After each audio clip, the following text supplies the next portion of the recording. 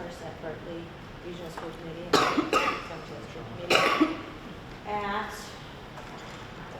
thank you, 5:34, due notice having been posted.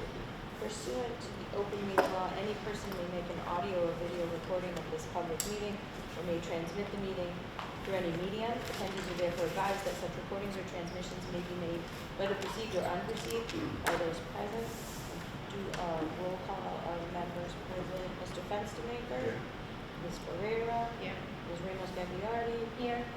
Mr. Machado? Here. Ms. O'Brien? Here. Ms. Solomon? Here. And the chair is here. I'd like to call to order the meeting of the joint meeting of the Somerset School Committee and Somerset Berkley Regional School Committee at 5:35. Due notice having been posted. Pursuant to open meeting law, any person may make an audio or video recording of this public meeting or may transmit the meeting through any medium. Attendees are therefore advised that such recordings or transmissions may be made whether perceived or unperceived by those present. A roll call of the members present. Mr. Gaw? Present. Ms. Corville? Present. Ms. Ferreira? Present. Mr. Machado?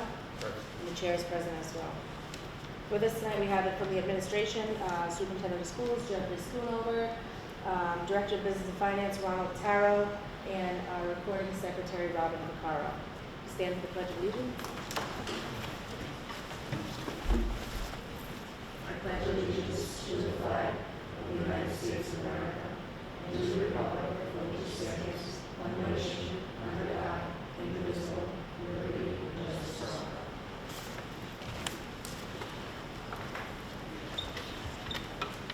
all. Under new business, discussion on bidding and selection process for a food service contract. So this is, this fiscal year is the last school year that our contract expires with the Chartwells. By state law, we have to go out to bid. I did attend a work session last week sponsored by the Department of Elementary and Secondary Education, and I'll be developing specifications. Actually, they've developed a specification for all the member communities, which is great news for me. So all we have to do is put out the demographic information for information within the specifications. We're hoping that at the beginning of the calendar year, in January, sometimes those specifications will be ready and used to go out to bid. So part of the process, and my prior experience was that we did go out to bid the food service contract. I know Lindsay Albanese did prior to me coming in. It would be typically a 5-year contract with 1-year renewals each year like we've done in the past. And we're looking at this evaluation criteria and specifications. They're very strict on what you can do. You have to follow Mass General Law for procurement under Chapter 30B, and the specifications follow that. So the criteria is already in place for evaluating, and we just look at what type of team would be included in that process. You know, imagine a school committee member from each member district would want to participate. It's probably a good idea to have maybe Ms. Haskell, who's on the health and wellness subcommittee, to sit there, and maybe a teacher and administrator to participate. If you get too big, you get too bogged down with the evaluation process, and it's an analytical process that you have to go through. And then once we go through that process, then we would bring in the companies to do a presentation. And the presentation is not evaluative. What it does is it just gives us an opportunity to ask questions that maybe weren't clear within the proposal. And please clarify what you meant by A, B, and C. Gives them an opportunity to present that to us, clarification. And then at that point, we would enter into a contract with them. The process is long. Obviously, as you can imagine, it'll take time to gather the data and make sure they have everything they need.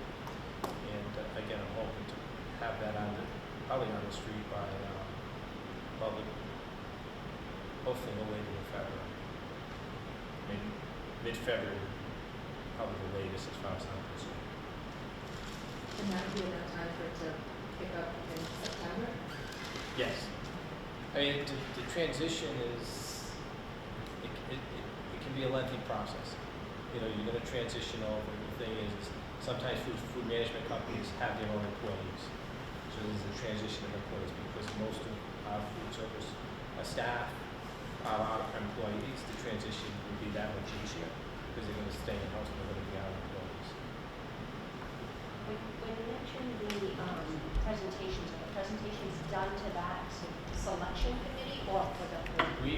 I would probably, that's a good question, I probably would open it up to the school committee because we're gonna be making the final decision.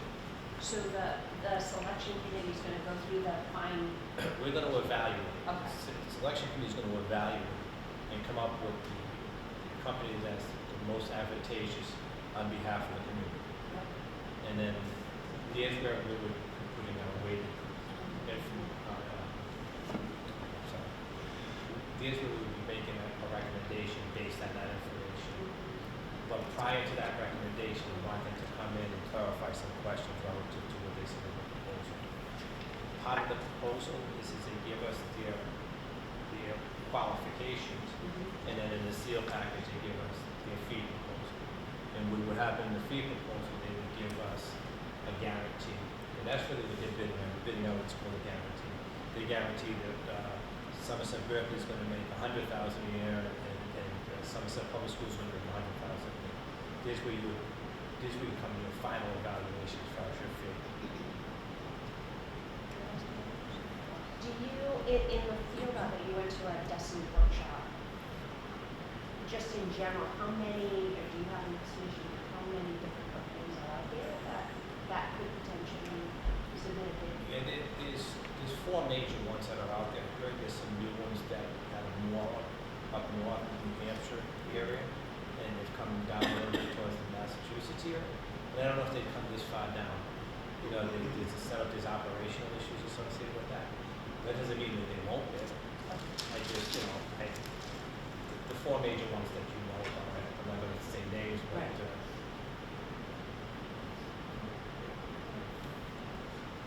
Anybody on my side have questions? Comments?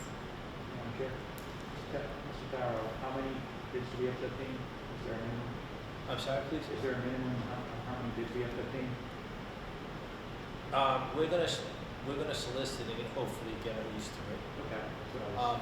Under 30B, you can solicit, but if nobody submits, nobody submits. Okay. And you can't force somebody to submit a proposal. I've had that a couple of times happen in my prior career. So I couldn't get anybody to bid on a certain project. Similar to snow removal. You get somebody to bid on snow removal right now, the one. So, Do you need from us now, should we appoint a member from each committee? I don't know if we can, it's on the agenda to appoint. I think we have time. I think you can mull over and figure out what you want to do. That's my vision on how we would work. And if you have other thoughts, I'm open to it.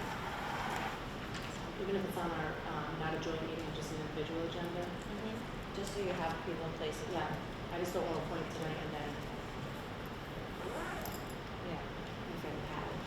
And essentially, you would be looking for a member from each committee, so it, as you said, it could happen Yeah. individually. You can do a little bit.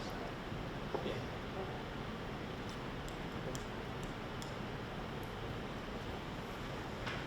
I have to make it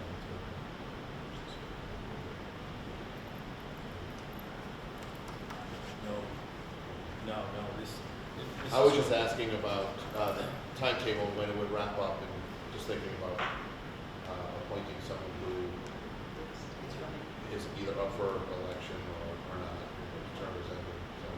Yeah, I mean, my hope is that we actually have a firm now down and ready for selection and award by April.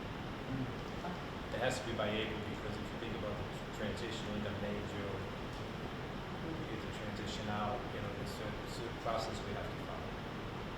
Close out the books and everything else.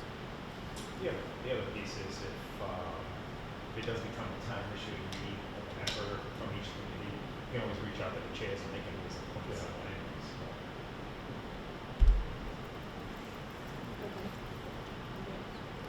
Thank you. Food service meal rate increases. I will make a motion so that we can open up discussion. I'll entertain a motion on behalf of the Somerset School Committees to increase the elementary lunch price to $3.25 and the middle school lunch price to $3.50, effective as of August 31st, 2022. So moved. Second. I have a motion made by Mr. Gahn, second by Ms. Corville. Do you want to open so you can hear, so we discuss it? Okay, so I'll also entertain a motion, so we can have discussion. I would entertain a motion on behalf of the Somerset Berkley Regional School Committee to increase the school lunch price to $3.50 effective August 31st, 2022. Second. We have a motion and a second. Discussion. Discussion on our end? Questions, comments?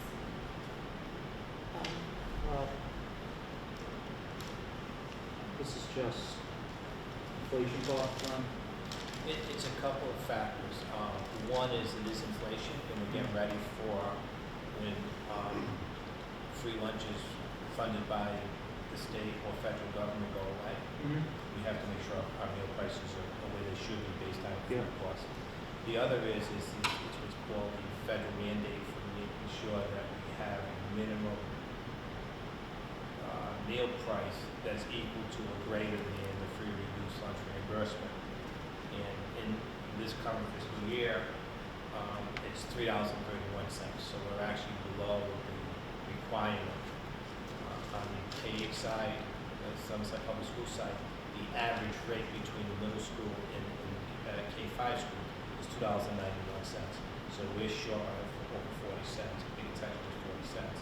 And the same thing on the region side, is short by about 30 cents. So my recommendation is we're already behind. Let's plan and get the rate variability as more realistic standpoint. And that's what my recommendation is as far as the $3.25 and $3.50 respectively. Any discussion on this end? The proposal start date will be effective. It's going to be effective in August. So the next school year. No, this August. It's retroing it. It doesn't matter because the students aren't paying if the meals are free. Okay. So what would happen is it's effective August, but if any students bought a second meal, we're not going back to China for the second meal. I just want to clear it. China would probably get mad at me if I said that. But we're not going back to charge them. It's just to make sure that we're establishing the fees we should. We're also under an administrative review right now. We'll be meeting with DESI to the nutrition program. We want to make sure that we have everything in place that they can meet the criteria. So just to be really clear for folks listening at home, the price increases does not affect families this year. Right. No one is paying right now, no one's going to be paying for the remainder of this academic year because the state of Massachusetts is fully funding breakfast and lunch for our students. So this is sort of, I don't want to say a hedge, but it's in preparation for if the state in the next fiscal year does not fund that, which we just passed question 1. So they might want to think about funding it, our friends at the state, continuing that program since they're going to be having some extra revenue that's just to be designated for education. So that'd be a wonderful use of that. But this is, so we just want to be clear that families understand that there is no impact on them financially for this year. And then of course we'll have to see what the state does for next year. Is that unless they buy a second lunch? Yes. Okay. My son always bought a second lunch, so I know. My fifth grader buys a second lunch, so. Yeah. And essentially, it's not even really like an option, like you have to maintain that, that standard for the state, right? That's correct. The meal price that we charge has to be equal to or greater than the federal set rate, $3.31. We're below that. Couple questions. One, what is the current rate now? $2 and $2.80 for elementary, $3 for middle. yeah, thank you. And so, And, no, you get it. Yeah, okay. I just, for the public's information. Yep. My other question that I had for you is, it's currently at 331 for the federal standard. Yes. Anticipated. What do you feel it will be next year? Well, as I said in my memo, it on an average basis has been going up 10 cents a year. So with this increase, we won't have to look at this next year. And that's what I want to get out there. The increase is just may hold us for the next couple of years. This year, obviously, for the second lunch, and I I just want more of And, the and public hopefully information. for FY 20 and the 23-24 school year. However, as I said in here, the federal rate is set by inflation factors. And if each year has been 10 cents, but we were looking at a 3% inflation factor, it may be more than 10 cents, but I think we'll be pushing up close to what it is without having to raise it for the 23-24 school year. And it takes an average of all of them. And so for example, even though we are at 325, which is below the 331. For the middle school and high school, we're at 350. It'd be so it's kind of 350. an average. Exactly, so that'll meet that. And my only other comment that I have is, later on, I know at the last meeting for K-8, we're gonna be talking about it in the region. I really feel that both committees should probably co-sponsor a resolution to have MASC recommend to the state that we continue with the free and reduced lunch. And hopefully, everyone else around the state will also agree with us. I know we usually don't offer one, but I think, it's the right thing to do, and, feeding our kids, we're very fortunate, but there are still kids out there that, these are the only meals that they get every day, so.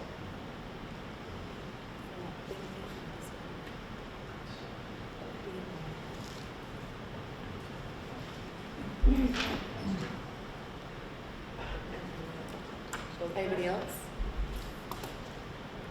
With no further discussion, all those in favor? Aye. Opposed?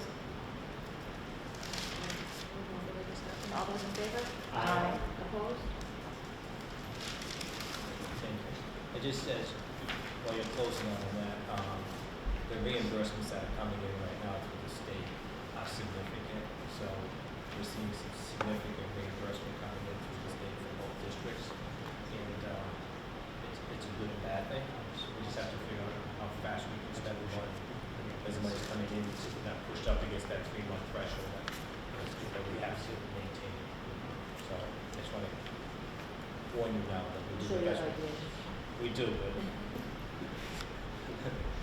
it's like hitting the mega millions at 1.6 billion. How do you spend it that quickly? Is there like specifications as to how we can send it? It has to be put into an improved program. Jason, Mr. Morazzi, and I talked about what can we do with the food, the type of food. He switched over to whole muscle chicken instead of processed chicken. So we're looking at that to maintain that on our menu to make sure that we just get a little better quality on the menu as well. At the middle school, we talked about possibly increasing the size of the patty. Patties a little bit on the thin side, so we're looking at other options for that to just make those improvements and give it back to the students.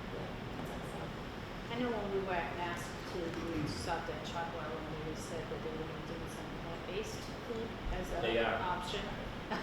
For, it does not look like that, but that might be something else. Didn't Mrs. Obama already ruin school lunch? We'll move on to impact and approval of minimum wage increase on various substitute rates.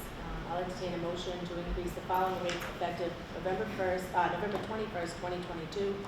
Teacher substitute 60 credits, $125 per day. Teacher substitute non-certified, $140 per day. Teacher certified, $150 per day. Nurse substitute, $200 per day. Administrative assistant substitute, $15.50 per hour. Cafeteria part-time and substitute, $15.50 per hour. Custodian substitute, $15.50 per hour plus differential. And paraprofessional substitute, $15.50 per hour. And a playground part-time, $15.50 per hour. So moved. Second. I have a motion made by Ms. Ferrera and second by Mr. Goff. I will entertain a motion to increase the following rates effective November 21st, 2022. Teacher substitute 60 credits, $125 per day. Teacher substitute non-certified, $140 per day. Teacher certified, $155 per day. Nurse substitute, $200 per day. Administrative assistant substitute, $15.50 per hour. Cafeteria, part-time and substitute, $15.50 per hour. Custodian substitute, $15.50 per hour plus differential. Paraprofessional substitute, $15.50 cents per hour for playground part-time, I don't know if that pertains to us, $15.50 per hour. A motion and a second. Discussion? Madam Chair, Sure. so I have a few concerns with some of these on the bottom here, administrative assistant, cafeteria, custodian, paraprofessional substitute, and playground. We're only 50 cents above minimum wage. And I assume, Mr. Schoonover, we're gonna have to, all these people will have to have Cory checks and They do, yes. 50 cents above minimum wage for a substitute part-time. I think that's a little low. Currently, when Mr. Tara and I were looking at this the other day, currently all the substitutes are minimum wage. So with the minimum wage going up to 15, we're looking to expand it beyond what we currently are. But I don't disagree with you. How are we doing with getting people interested in these positions? Let's see, with custodians, I think we have a crew of fairly consistent custodians that we rely on. Cafeteria, I don't know, apparently you're provided with more information there. Admin assistants, each school has their go-to person or people for those. That's not necessarily a problem. Paraprofessionals, I think we're also looking at that one, and that's actually not too far away from step one of a paraprofessional already. So That's frustrating. So, I'm kind of agreeing with Mr. Gore, I was just going to mention the same thing. Obviously, we have a good sized crew on three, but the paraprofessional piece, and I understand that step one may be right at the threshold or a little higher, which obviously that's a bargaining issue, and obviously that's something that obviously I've been advocating for many years now. But what I'm looking at it as, I understand what the union or what the step one may receive, but the step one also have vacations, they get the benefits, they have everything included. So when I look at these substitute rates, I look at it with more of a corporation, like our per diems that are coming in, they are getting actually paid more than the people who are working full time, because their hours could be 3 hours this week or 0 the next 10 weeks. So I have no issue increasing the 1550 to whatever you feel is going to get. But the last thing I want is us not get someone just like the teachers. You know, if someone's out, I want a certified or someone that can help, the students. So I have no issues with leaving it at 1550, but I would prefer seeing a little higher just because I want to make sure that kids are getting the services that they need or the help that they need when our normal staff's not here. But I'm not concerned about we're so close to step one because it's not comparing apples to apples. I'd like to see more 50 cents on that. $20 a week make a big difference. I figure 50 cents at 40 hours, Any other questions? let me get that. I would just say, I value the work all these folks do as themselves. It's not easy to get folks the building and staffing out. But if I'm not hearing that this pay rate is a problem right now in terms of getting people into the building, I'd be inclined to approve these rates, which, as you said, right now folks are getting minimum wage. This is a little bit of an increase over that, and then I would, if you come back to us with information that says that we're not able to fill positions for this reason, we're about to start a budget process very soon for the next fiscal year. I'm hesitant to just sort of start randomly throwing out numbers when we have a recommendation in front of us.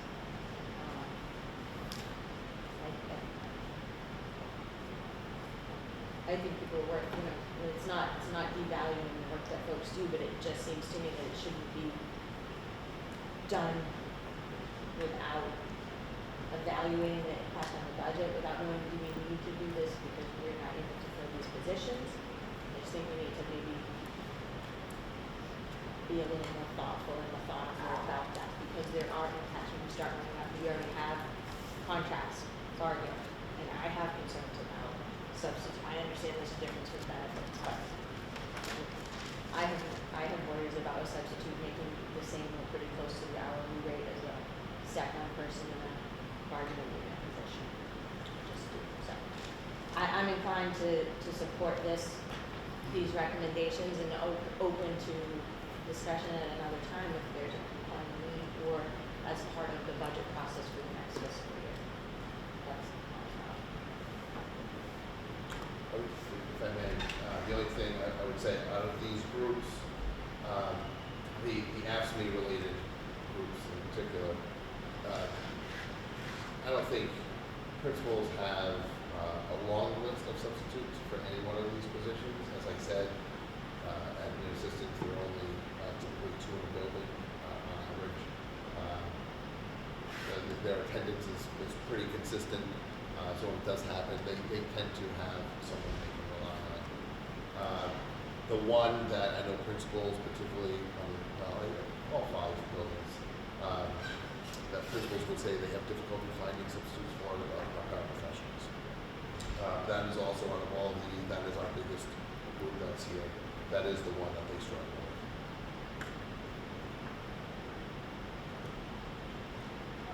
Do you know what the rate for paras in other communities is? For substitute For paras, substitute. a few of the superintendents with that table I was there, they did provide me some of that. Most of those were currently at minimum wage, just like us. I don't think I saw one that was not at minimum wage.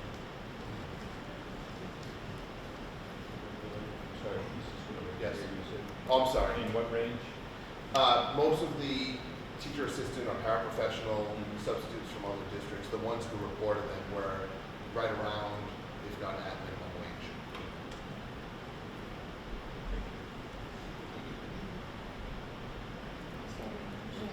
I would agree wholeheartedly with the logic that Chair put forward in kind of waiting, but I think a key point, at least that I heard in your logic, is that it's based on your recommendations, and so as part of this discussion, if both you, Mr. Skinner, and Mr. Tara said, we tried to be consistent. We went with the 1550 because we thought it was conservative, yet would help us move in the right direction. However, if we anticipated that there would be willingness to go higher on the part of the school committee, we would have adjusted that. If you were to tell us that, I know I individually would sit specifically in that line, consider that. I don't want to put you on the spot, but. It's a great point, and that is, Mr. Tapper and I were going back and forth earlier this week, Monday, I guess, having this exact discussion. So right now, these rates represent a $1.25 increase over what the rate is today, because it is at $14.25, which is the current minimum wage, which is going up to $15 on January 1st. So the $15.50 is a $1.25 increase. We did look at the step 1 paraprofessional. Tier 1, step 1, and that was at $15.37 per hour this year. So we looked at $15.50, like, all right, well, it's more than what our introductory paras are getting, but to Mr. Machado's point, there are no benefits associated with this. So if someone were to argue, and I'm certain someone would, that is more than what our full-time paras are earning, they're not getting, these people are not getting vacation time and other benefits. So we're going back and forth with all of that. And I think for members on the committee who have been here long enough know that we know the fiscal constraints of our communities, we value our employees, we wanna make sure that our kids have in the classrooms the supports they need, but then we're also cognizant of the financial aspect of it, and we don't wanna really push the envelope either. So, I mean, am I opposed to, would I be opposed to something going higher than that? No, I do have concerns about what some of our union members will feel, knowing that the person who's subbing in for them is earning more. But I think we can easily defend that logic. I wonder if, I thought I remembered at the start of the year, hearing that even as full-time employees, that those particular positions are not just in this district, but across the country, are very difficult to fill. And I wonder if being somewhat a more attractive option, even for individuals considering going into that field as a substitute, if that might open the door to potential more people and potentially more paraprofessionals in the future and considering working there on a full-time basis. So that's and I only question, I do really value the logic that you put forth, but I also wonder if we don't have to keep everything at the 1550. We can make an argument that in particular this group of employees, we need to address something, so that's why we're doing it. I don't know if that makes sense to go here, because I know that would kind of balance the budget constraints with what we need to do in this particular area.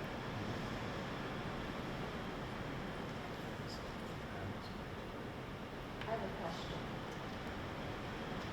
Do we have vacancies right now for full-time regular We do. paraprofessionals? Do we know how many? More than one? There's 2 or 3 on the Somerset Public School side, because we just had a resignation this week, and then one week we created a position, so, There are 2 currently north, just at north. yeah. Probably, I'm guessing about 5 between the 5 schools. And 4 or what's- 5. What's roughly like the rate, I can't remember, I know I was on the, negotiation committee, but what's roughly like, what are they starting at? It depends on I know it's all. what their qualifications are. There are 2 tiers of paraprofessionals, tier 1, tier 2. Tier 1 earns a little bit less. Then there's ones who have a high school degree with a paraprofessional assessment credential. And then if they have an associate's or a bachelor's, so there are 3 different levels. They start at 1537 and maxing out at around 19 or so. 1851 is our highest. That's someone who has been with us for 5 years, is a tier 2, which is a little bit more intensive needs in the classroom, and a bachelor's degree.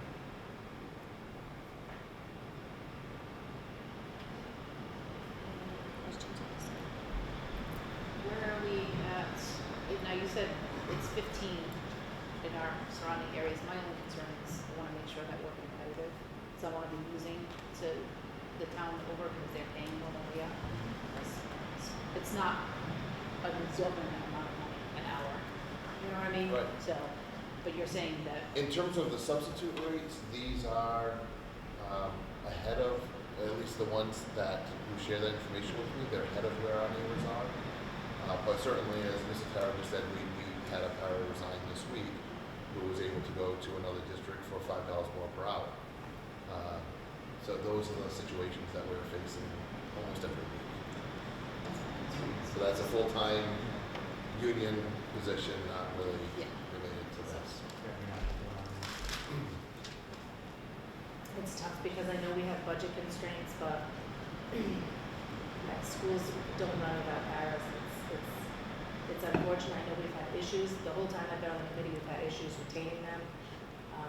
And, classrooms and teachers can't be successful and functional if they don't have paras available in the schools. And, it's just like, the 1537 is, that piece is tough because now we have people that are, that we're trying to hire full-time and retain.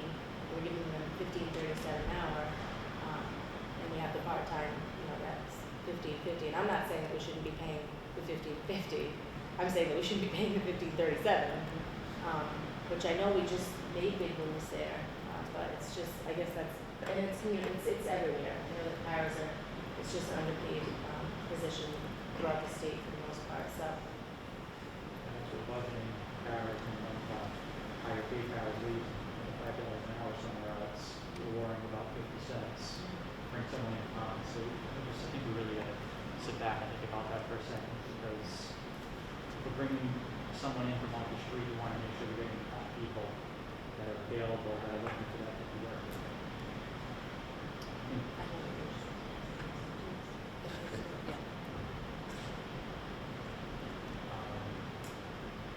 If I could, I also have a question regarding the teacher stipends. I'm just trying to figure out the recommendation. I see that we are increasing the top two, the 60 credits, and the non-certified with bachelors, we're going up about 25%. The certified, we're going up about 10% or 11%. And I'm just wondering, what was the rationale behind going 25-25 or so? You know, not we go only right to the percentage, but when you got to the certified, we're only going up 10%, 11%. Well, when you look at that list from all of those districts that are there, we're trying to be competitive and to stay ahead of, because we've fallen behind. You can see by that list, when those rates were approved a few years ago, we're one of the higher paid, if not the highest paying district for teacher substitutes around. And over the past couple of years, we've fallen almost down to the lowest spot. So when you look at that list and you look at non-certified, and we do have 3 tiers. You can look, I think most of the others only have 2. Berkeley is the only other exception. The non-certified teacher sub with the equivalent of 2 years of college, but not a degree, not a bachelor's degree. On average, you know, probably about $115 to $120 per day. So jumping that up to 125 would ensure that we are,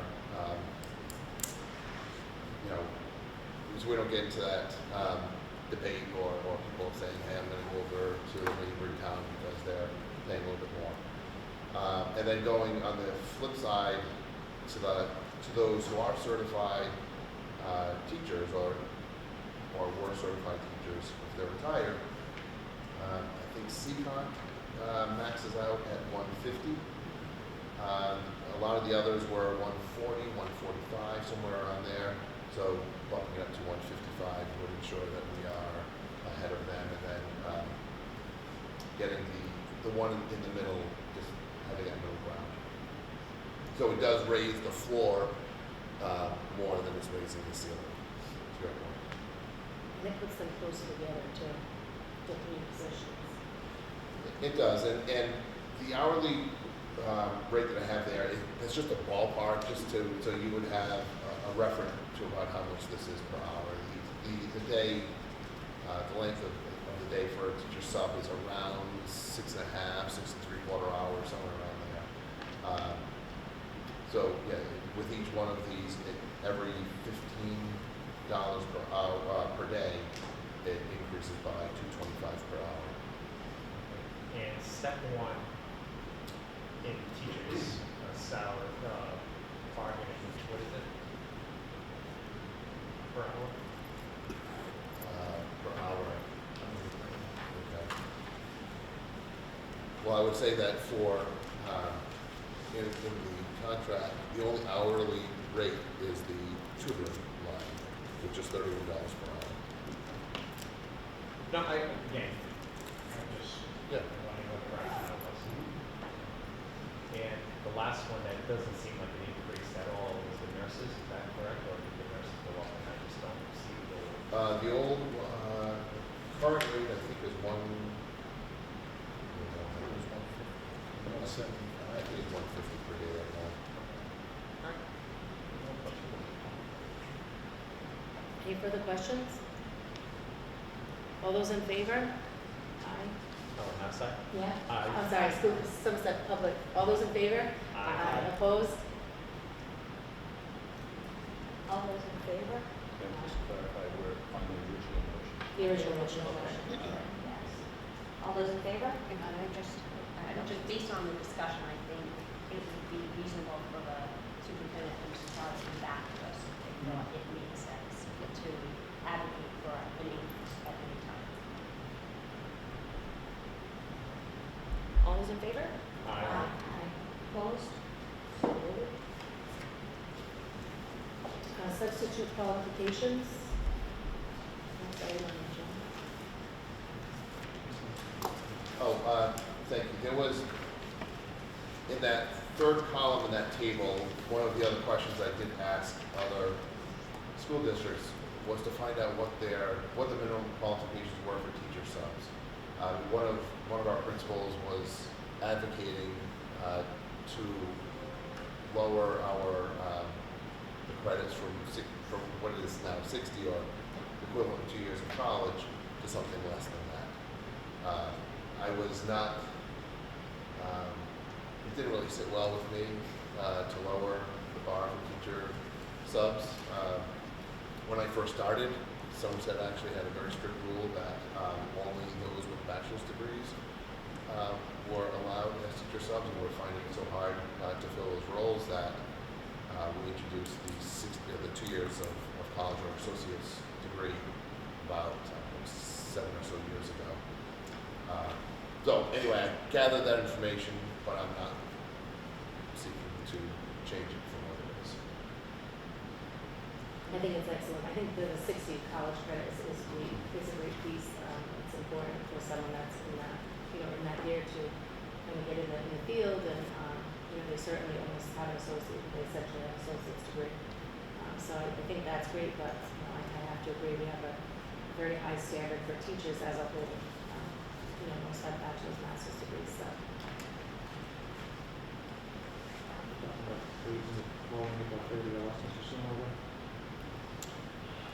One of the principals was advocating for about 45 or so.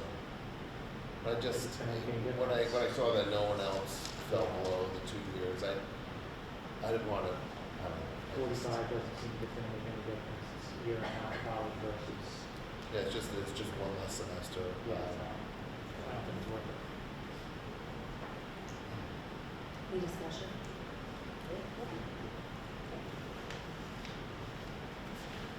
I will entertain a motion to enter into executive session pursuant to Massachusetts General Laws, Chapter 30A, Section 21A3, to discuss strategy with respect to collective bargaining or litigation, and if an open meeting may have a detrimental effect on the bargaining or litigating position of the public body, and the chair so declares.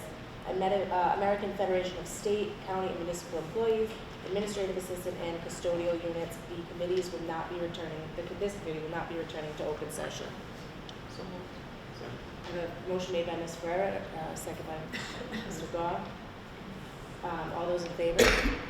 By roll call vote, Mr. Goff? Aye. Ms. Corville? Aye.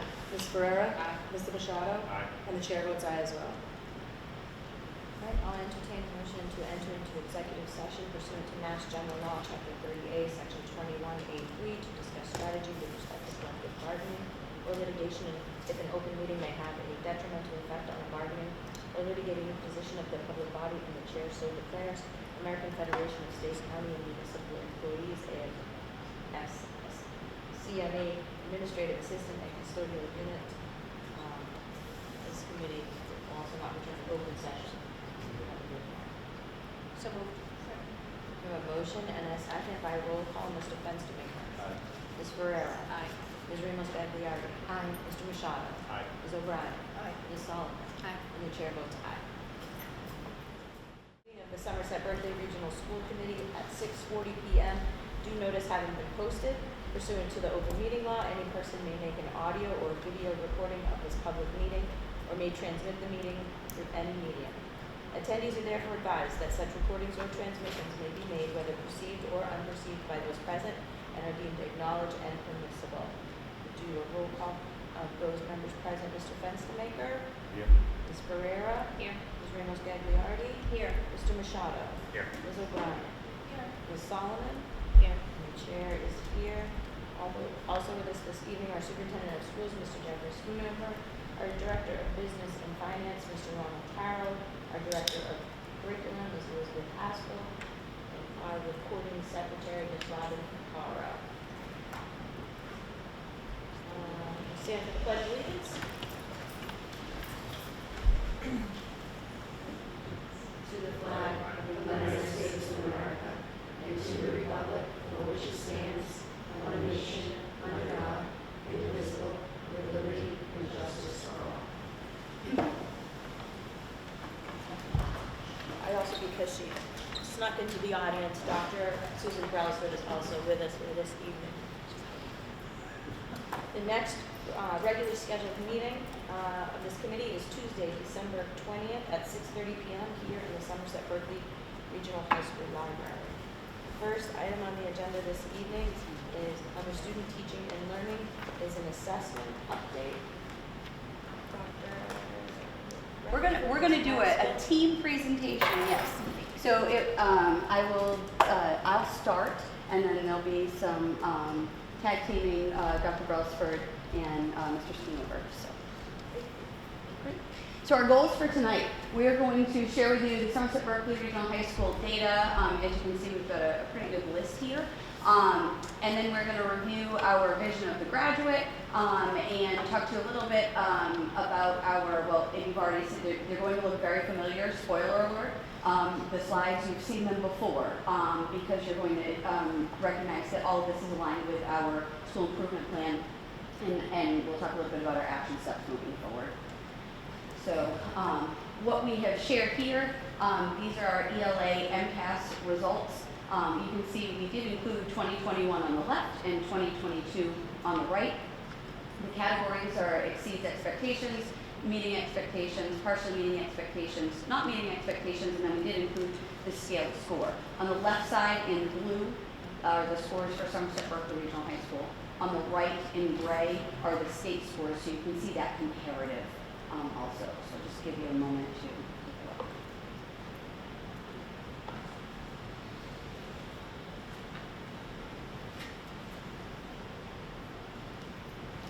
So the next slide is math.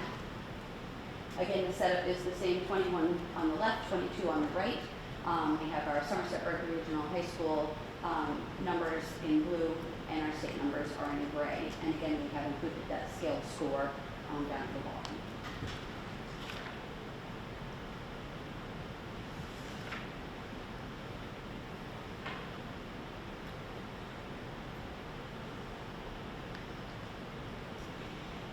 Science, so this slide is set up the same, but it's slightly different. You'll notice on the left-hand side are the 2022 scores, and they are the next generation science scores. On the right side are also 2022 scores, but those are the legacy scores. So the state provided both of them to us this year. It's an interesting comparison. And I'm gonna, the next slide, I'll just give you a second to look at this again. The Somerset Berkley in blue, state in gray. So this is our first time transitioning over to all of the next generation standards. And so you have not seen these scores in this way or with those standards before. So should we look at this? Can I ask a question? Or should we look at it? I think you can ask it to understand the slide. Yeah. So does this comparison speak to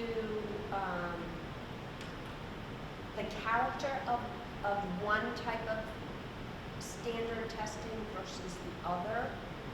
Do you know what I mean? Like, should we be aware that, for example, I'll just say the next gen has higher threshold or is more difficult, but it is measuring X, Y, and Z, and so that's why we're going to see fewer people in the state and in our local school exceeding expectations. Like, I don't know what, do you know what I'm trying to say? Is there anything? No. It's a really good question. We're not really sure. Okay, so there wasn't a lot that, Jeff and I actually had an extended conversation about this when the scores came out. It's not super clear how that, I think that they wanted to provide all of the data for us, which is great. But there was not a whole lot of explanation of any kind. It has been a process transitioning to the next generation test. It has taken place over several years. If you recall, and you may not, so I'll remind you, we transitioned to our preparation for assessment with the next generation standards almost immediately. So we did not do kind of a gradual, we went with next gen, we adopted them, we implemented them, and so, because it's where we wanted kids to be. And it was what we wanted them to know in terms of the skills, knowledge, and understandings, and we're really committed again to that hands-on approach, the labs, and committed to physics first. So that is also something that is maybe different than maybe some other districts. A lot of districts will do biology. So we actually do the assessment freshman year, and it's physics that we are assessing in science. So no, there was not a whole lot of explanation, and if we get more information moving forward, I will make sure that I include it in updates. So can I ask, is Please. the evaluation of the same students just for two different pools? Yes. Two different scales. Scales, Yes. right, Yes. It's the Same students. Yes. And an interesting thing about the science assessment, because our freshmen, this is a grade 10 report. This is not really results from the spring of 2022. This is what our current juniors did in the spring of 2021 when they were freshmen taking the test. So that's the other thing. When they were This freshmen information is 2 years old, or a year and a half old. That's an important note. It's always reported for grade 10, but science It's is down to happening grade in the 9. middle. That's what I was getting Right. at. It Not happened. that I, and we're gonna talk about this coming up, like, not that I wanna make excuses for that, but this data was happening in the midst of the height of our experience. This was in June of 21, right? Right, especially, I'm sorry that I was, but especially if the next gen is more hands-on learning and things like that, right? And okay. All right. Okay. Thank you. Sure. So I'm going to start with, again, we've been kind of going ELA, math, and then science. So we'll get back to science in just a moment. And I'm sorry, we have quite a few districts on here. This is like an eye exam. From here. So we did include a variety of different schools in the area. So if you go on to the DESE site, you can look at the MCAS data. There's something called the DARTS tool. And what it does is it does a comparison for you of districts that are similar to yours. They're not always the districts that we're interested in doing the comparison of. And so some of them, you'll notice, if you go to the DART tool, some of them are the same, but what we included were those high interest area schools that you all might be interested in, including Bourne, Case, Diaper-Grove, Bedford Haven, Freetown Lakeville, Greater New Bedford, Pope Tech, Old Rochester Regional, that's Somerset Berkley, highlighted there, Seekonk, Wareham, Dartmouth, and Westport. So we just wanted to kind of give you some comparison, area comparisons, and this is for the ELA. Yeah, that list is essentially the South Coast Conference. The Thank 10 you. schools of the South Coast Conference with Dartmouth and Westport included. They're not members, but they're taking out the cities that land between Seekonk and Bourne. Thank you. So you're going to see a similar slide for math. Same districts.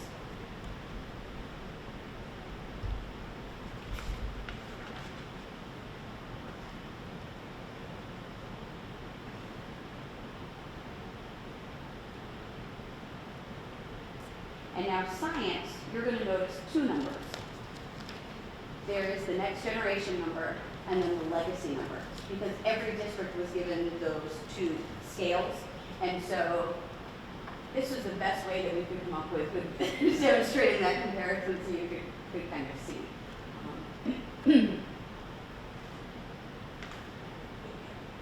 Again, that's comparing various Oh, schools thank you. taking various science exams. So we do the physics first. There are schools on that list that are doing the biology exam, not the physics exam. So you're not really comparing apples to apples at all.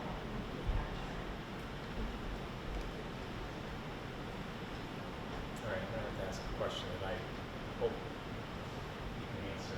When I see 51, 2, 49, 37, and 12, are those a number of students? Because they're not percentages. I'm trying to figure out, because don't we have like 200 kids in each class? No, they are percentages. So that's a good question, just let me tell you. So the far left, that's exceeding and meeting expectations. So that's the combined number of the next column exceeding expectations and the meeting expectations. That's the 51 is the 2% plus the 49% next to each other. Oh, Like- okay. All right. Right, thank so you. when you add the Is that- 23, 43, 22, and 12, you'll get your 100 Okay. open fields. I did, I just remembered I have a, Mr. Taro was kind enough to let me, that is the sum of those two. All right.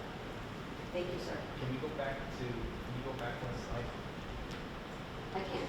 So there, okay. Because I'm like, why? Same, I'm Okay. sorry, thank you for asking the question. I should have started that, and it was the same for, just because we're doing it.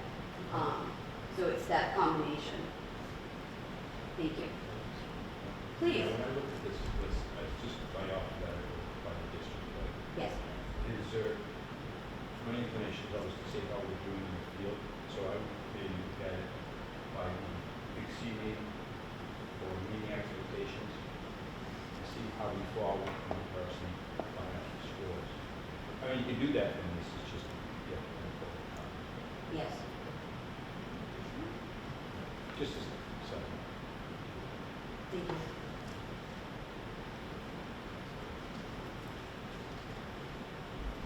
So again, Dr. Brailsford had already said, and again, when we talked about this, one of the first things Jeff said is, we're not making excuses, and then Dr. Brailsford said that separately, and we are not making excuses. But the impact of COVID is real, and we continue to see that. So, Mr. Schoonover, did you want to talk about the slide, or If anyone, and I know I shared this with the school committees when the results were first released in mid-October, Commissioner Riley, when Desi was presenting this information, in all of their press releases, they kept highlighting these few factors and the impact of these on students' performance. And one of the first things they said, well, these last year sophomores, the kids who took these exams, it was the first time they had taken an MCAS exam since they were in 7th grade. I mean, typically 10th graders, they've been 2 years since they took a test when they were in 8th grade, outside of the science test that they do have as freshmen. So there's typically one test, at least one experience per year. Does that have any impact on not just our students, but students across the state? I don't know. Certainly, student attendance is a major factor. If kids aren't in school, we know how can you learn if you're not here, right? And I wouldn't even get into the learning online and all that other stuff, but just physically not present when they should have been present. So during last school year, you can see what the percentage of students who were absent 10 or more days, 56.6%, and who are chronically absent. Chronic absenteeism is defined as 10% of the school year, so it's 18 days or more. So 27.6% of our kids were absent at least 10% of the school year. Just going back to the last normal, or the school year that we actually completed, 2018-19, you can see how those two numbers compare to what we had last year. About half, one slightly more than half, one slightly less than half. But certainly student attendance is a major factor. And I think it's also important to mention the fact that 56.6% of students were absent 10 or more days. But we also had the COVID protocols in place. So it wasn't that they weren't coming, and I'm not talking about everyone, but it wasn't that they weren't coming to school because they didn't want to come to school. We were telling them they couldn't come to school. And granted, we gave them the online component, but it depended on who you were as to whether or not you were going to take part in that. If you were absent, do you want me to go with the educator part? Please. The same thing can be said about educator attendance. We had a much higher percentage of absenteeism in our staff than we had ever seen prior. And again, we were telling staff you had to stay out for a specific number of days if you developed COVID. And it significantly impacted people. We struggle to find subs at the high school. So if you have a high number of absenteeism, we could not guarantee that the students were going to be, in their designated classroom with a sub. Sometimes we were combining classrooms, combining groups of students with one person because we just didn't have any other choice. So, they were not getting 180 days of education in a lot of the coursework the way that we were able to do years prior. And again, it was no one's fault, or it wasn't anyone, I think when you look at this data, sometimes you think, oh, people were choosing, people were sick, and there were protocols in place that you could not come back to school. So. Can I ask a question? Yes. I might be misremembering. So for this science, they took this in June of 21, correct? Was it required for competency determination at that point, or did that class have that waived? I don't know. I'm trying to remember the waivers. I'm trying to remember when they stopped, but I'm just wondering if there's, at least with the science, if there's also an element of, if it was not required for the competency determination, I guess we could check if I have, but that's also a counting factor. Current seniors. Yeah, Yes. it was the spring of 2020 was the one that The was. last one that was waived, so it was required Yeah, for I this believe it 2021. was. Okay. It said she meant high Yes. school part. Mhm. Okay. So this data we're talking about, we have. So again, this is a slide that you have also seen the past 2 years, but we wanted to include it because the social and emotional well-being of our students, families, and educators continues to be our top priority. We want to provide a structured yet flexible learning framework that provides access to the essential learning standards. We have continued with those essential learning standards. We have not gone back to everybody must know everything about everything. We have identified those as our high leverage standards. They are essential. They are the most important ones. And it's an opportunity for that deeper understanding to give kids a chance to really work out any struggles that they're having, to really think things through. It also, the next one, ensure strong, grade appropriate instruction with just-in-time scaffolds when they are needed. We want to make sure that we are identifying where the learning gaps are, because there are learning gaps that emerge because of the last couple of years. And we need, again, that time to help fill in those gaps, right? We can't reteach the entire course before, but what we can do is identify what are the need-to-knows related to the essential learning standards. Maybe we teach a mini lesson related to that so that we can move forward with the content and the information that we need kids to learn and to have and to use moving forward. And of course, a commitment to learning. It's number 4, but not the least important. And you saw this at the beginning, you see it fairly often because we are also committed to our vision of the graduate. Our rater, resilient, academic, independent, digital citizens, empathetic, and respectful. And these continue to be the core of who we are, and when we make choices in terms of academics, in terms of social and emotional learning, in terms of everything that we do, we are asking, is this going to move us closer to our vision of the graduate? If the answer is yes, we're going to do that. So, although we just went through the MCAS data and we wanted to share that, there is quite a bit of additional coursework and really some additional data that we thought you'd be interested in, and that I think really helped to paint a picture of where we are and who we are, and again, moving us closer to our vision of the graduate. So as you can see, in terms of enrollment, we have given you some data and some numbers related to 2021, 21-22, and 22-23, so the last 3 years of data. Our dual enrollment has increased slightly since 2020. We, again, just a reminder, we have 2 Project Lead the Way, that's the PLTW. We have 2 Project Lead the Way pathways, biomedical science and computer science. And as you can see, our enrollment has increased every year, and again, our Project Lead the Way team works really hard to reach out to students, as do the other teachers in the department, to recruit kids and get them interested in both the biomedical science and computer science programs. So we're really proud of that and expect that those numbers will continue to increase. You'll notice that we've also included students who are going or who have gone to 2-year colleges, 4-year colleges, and trade schools.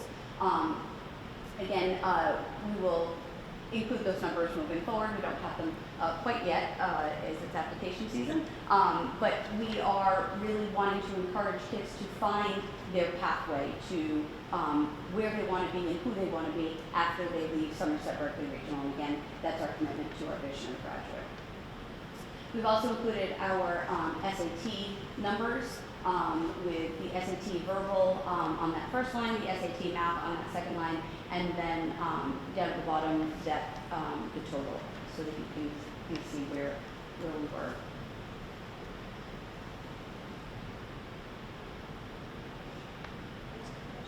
Yes. For the Project Lead the Way, the pathways, those programs, for instance, like in biomedical science is one of the courses in that pathway. Does that include like AP Bio, or is it completely That's separate? completely separate. So the biomedical science classes are the 3 Project Lead the Way biomedical science classes that we offer. AP Bio, well, we have that on a different slide. The AP program is separate.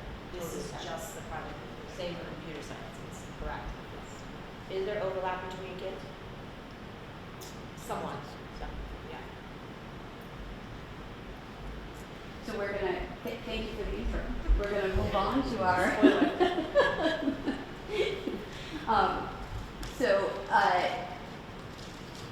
We have broken down from 2019 to 2022. You can see the numbers in terms of students who received a score of 5, 4, 3, 2, or 1. The total number of exams, the total number of students who took the exams, the average scores, the percentage of exams that received a 3, a 4, or a 5, and then the percentage of students who received a 3, a 4, or a 5. So as you can see, percentage of students earning at least 1 passing score continues to increase, and then the exam score to 4 or 5 increased from 39% to 50%.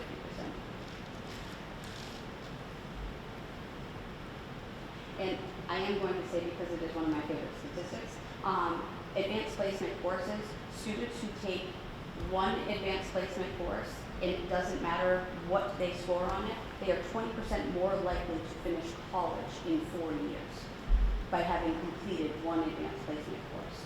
So those are some of the things that even, we're talking about passing scores or qualifying scores, even students who receive a score of 1 on an AP exam is in a better place should they decide to go to a 2 or a 4-year college after Somerset Berkley. So again, right.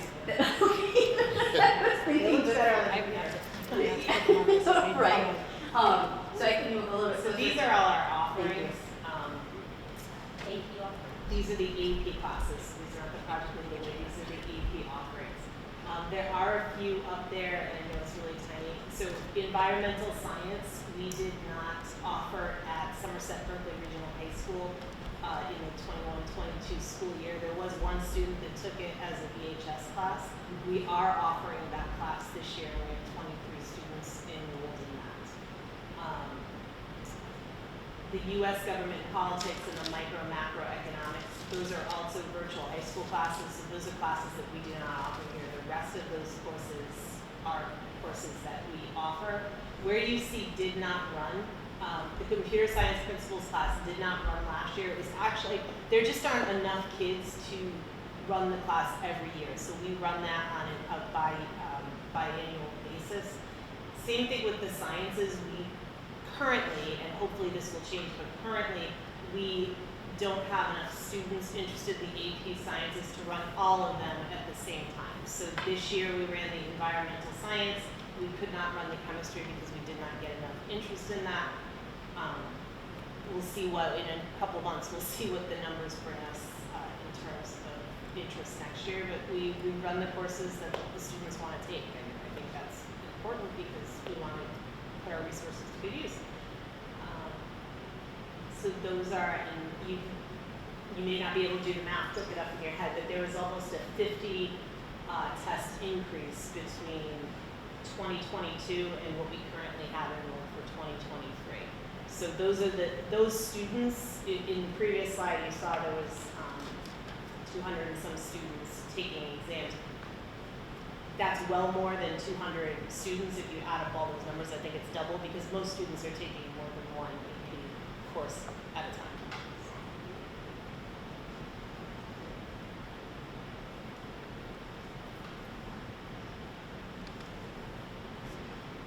So again, I mentioned earlier our vision of the graduate and our school improvement plan.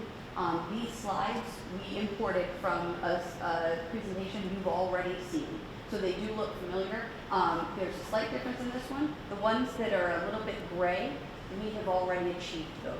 So we will continue to move toward our goals in terms of designing, integrating, and assessing our vision of the graduate. So we are going to work toward 3, 4, and 5, and as you can see, at the end of each of those are the years that we are aiming to complete them. So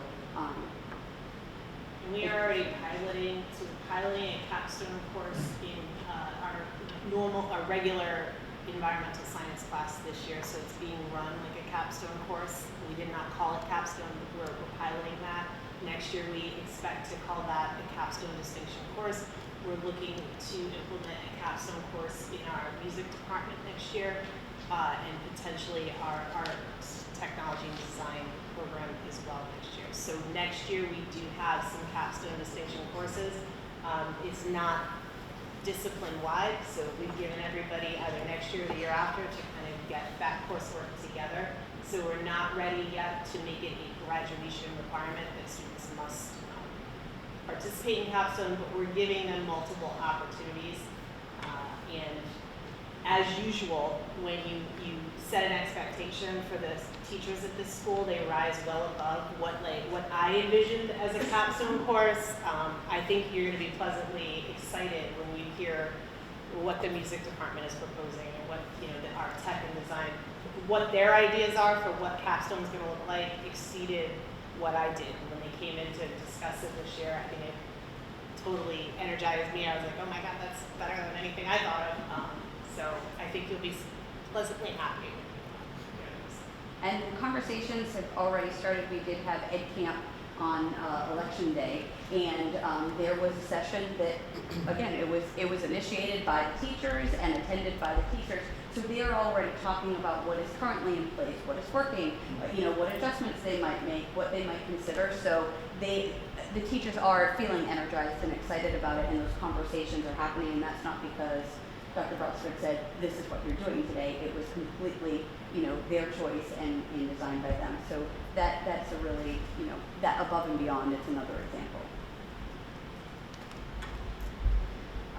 Develop and implement engaging curriculum, high quality instruction, and authentic assessment that emphasizes career, college, and post-secondary life readiness. So again, you're going to see that number one is a little bit gray. The curriculum, you will actually be able to find stage 1 on the website. So our content coordinators worked really hard to make that happen. And there were some technical challenges because it turns out PDFs are smart now. And so there were, I know, and so there was a lot of deleting of live links to ensure that people were not accessing things that they should not be accessing. Again, we're really appreciative of all their hard work and commitment, and it's up and running. And we will continue with our professional development. We actually had a meeting last week to start to put together a plan, and we've got a team working on that. And then again, Dr. Welser just talked about the classroom distinction. We actually received an email from NEASC today asking us how we did what we did, because there's other schools that want to kind of go in the same area that we were, the direction that we were moving in. And so I received some questions today and said, can you help do this? I said, I can't help you. My contract coordinators can help you because they're the ones that did it. But so we did get some nice accolades today for our hard work. That's awesome. About 2 hours. Also, reevaluate and connect graduation credit schedule, guidance and counseling services to our vision of graduate, career, college, and post-secondary life readiness, cultural awareness, and diversity. So again, this is still in process, and you've seen all of these before. So probably the next time you see me, I will be coming to you with proposals for changing our graduation requirements for next year to be more overarching rather than specific, specifically in the electives, so that we can allow students more opportunity to take electives in what they want to take electives in, and not pigeonhole them into the specific graduation requirements that we have. And we will also be talking about the fact that due to our school improvement plan, our belief that all students should have a rigorous coursework load, and some of the feedback that we received from our NEASC decennial report, we will be looking to reduce the levels of learning that we have at the school from 4 AP, honors, ACP, and CP down to 3 levels. So we are proposing to remove the CP level. So we would only offer classes of AP, honors, and ACP. With more supports, we're not getting rid of co-taught classes, we're not getting rid of the supports that we have. We just want to increase the level of rigor for all of our students. We're going to start that next year with the freshman class, so we will reduce the CP level in all of our freshman coursework. We'll keep it consistent for the sophomores, juniors, and seniors, and then each year we will move to reduce that level. So I'm sure I will be back to talk to you more about that, but that's something in addition to what's up there that we Have you piloted that at all, or is that I'm sorry? have you piloted that kind of combining of levels, or? So the only levels the only ones that are left are science, math, and help me out, history. So the English department piloted it this year. Our electives are already pretty much, we don't have a CP course with a few exceptions. So it's not like we're not doing it in various areas of the building. We just want to kind of streamline everything so that everything looks the same across all the disciplines. We are also one of 2 schools left in the SCC that have 4 levels. Everyone else for years has had only 3 levels. So it's time to do that. We met last week with a team that we're going to be looking at to offer professional development to our teachers, because we want to certainly support them. We just don't want to pull the rug out from under everybody and say we're going to change everything, but we need to move in that direction. It's the right thing to do for our students. So that's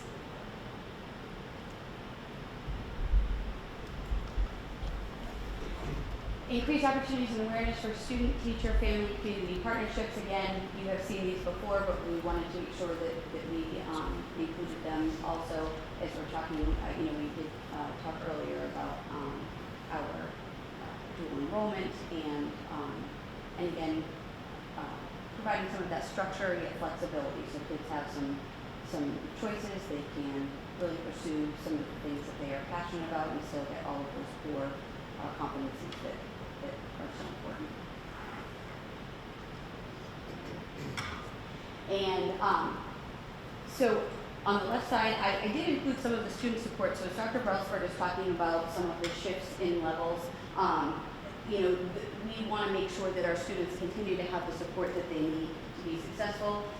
We have also, again, I spoke earlier about the learning gaps. We want to make sure that we are identifying those gaps, and if we are unable to close some of those gaps during the course of school or during the day, or maybe there's just a little bit more support that students need, we do offer some after school support for their courses, for MCAS. This is also the commitment that we have made with Project Lead the Way, right? We are really reaching out to kids and recruiting them, and that's all students are included in our APs and our Project Lead the Way. We're expecting that all students can learn at these high levels. And sometimes students need a little bit more support in order to reach those levels, and we want to continue to provide those AP review sessions also. Those are consistent throughout the school as we get closer to the exams. Same with MCAS, and we're committed to that. Our Blue Radar block, it is once a week, but again, there is a commitment to students who need some of that academic support and where they spend their time during Blue Radar block. And finally, down at the bottom, you'll see we are planning that Summer Acceleration Academy. Again, it is a 1-week support. It takes place in August. We make sure that it does not conflict with summer school, and it does not conflict with fall sports beginning. And so there's actually been last time you saw this, it said, I think, ELA and STEM. But there is some interest in maybe having more of a humanities and STEM approach. There have been some requests for the possibility of 2 weeks instead of just 1. But again, we want to make sure that we are providing what kids need, but also that they're going to show up. Summer can be difficult, and we talked about the possibility of maybe expanding it so that it was 5 full days, and maybe having some combination of humanities and STEM during the same day. So You did that last year. And the year before, And the year yes. before. we And did. so have you seen an increase in students signing up for that, or what's driving kind of the changes? Is it students? Is it the So faculty? our faculty does a really nice job of, we receive the information from the middle school, particularly around more reluctant, struggling Title I students. The students that maybe we want there that aren't signing up, the coordinators of our ELA and math last year reached out with personal phone calls over and over again. You want to come to this. We have the carrot of the summer reading assignment in the ELA, which gets done during this Summer Acceleration Academy, so we do see high numbers in our ELA classes. But the students that come to the math one are really, really excited, and I think we had an increase in enrollment this year from the math because of the hands-on approach that they do. I mean, they're outside shooting rockets off in the front of the building. They do a really nice job of doing hands-on. This is why you need math, what you use math for in real life activities. So the students really, really enjoy their time here. We also have the 8th grade here in this building. So the entire academy for 8th grade and for high school took place here. And so it's also nice to get students from the community into the building and to be able to participate in all of these activities. So it has been, it's why the adults keep asking for it. We don't have a huge number of kids asking for summer school. But once they get here, they're happy. Okay. Yes. So they just don't know how fun it is yet. So we would like to continue to offer that. And I will also say, as you're talking about the coordinators and the teachers, the coordinators work really hard to get donations of prizes. So they, when kids attend, they become eligible for some, it's pick out of a hat. it's, you know, they're small things, but they are things that, okay, I don't know about you, I love winning prizes even when they're little. So, you know, it's shocking, I know. Food is a much motivator. It is. A $5 gift card to McDonald's goes a long way with our students. There is Somerset Creamery, I think we had some Somerset Creamery gift cards. And ice cream cone goes a long way. So, and then over on the right-hand side, of course, I have to include our CIA, our curriculum instruction and assessment. I did mention earlier our essential learning standards we have continued with. We continue to identify those gaps and work to design, you know, some instruction so that kids are getting what they need in that just-in-time learning. Our teachers and our teams continue to check in terms of the course content, right? Because when you have to add a mini lesson, it's different than what you have always done before, right? We're working really hard to meet the needs of kids where they are. And so there's the check-in to make sure that we are on time and that we're also making sure that we're teaching the standards before MCAS or the AP exam and those sorts of things. So really working in those professional learning communities and during common planning time, that continues to happen. Assessing the data or looking at the data from our common assessments. Again, continuing to design student-centered lessons and performance assessments to deepen that authentic learning. Again, moving us closer to our vision of graduate and really giving kids that hands-on experience. Capstone, APs, Project Lead the Way, our sciences, and you know, art and technology. And then provide ongoing professional development to support responsive teaching. We want to respond to the needs of the kids in front of us. And so we continue to work on our responsive classroom. We have Project Wayfinder in terms of the curriculum that we have available for the social and emotional learning of our students. That's new this year. And also, again, those just-in-time supports when students have gaps. So there were a lot of questions throughout this, but it's still, I will ask, anyone else have any questions? I actually have a couple. Please. No, go ahead, sorry. So the dual enrollment numbers, are those full-time dual enrollment students or those students who've taken like one dual enrollment course? Yes, they're not full-time.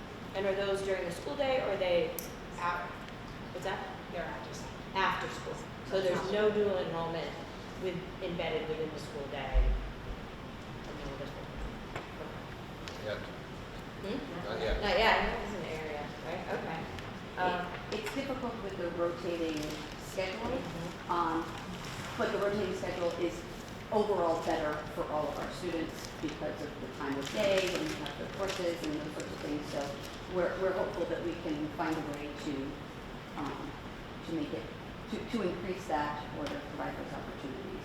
It's another opportunity. I think we can get there with if we look at the way our graduation requirements look.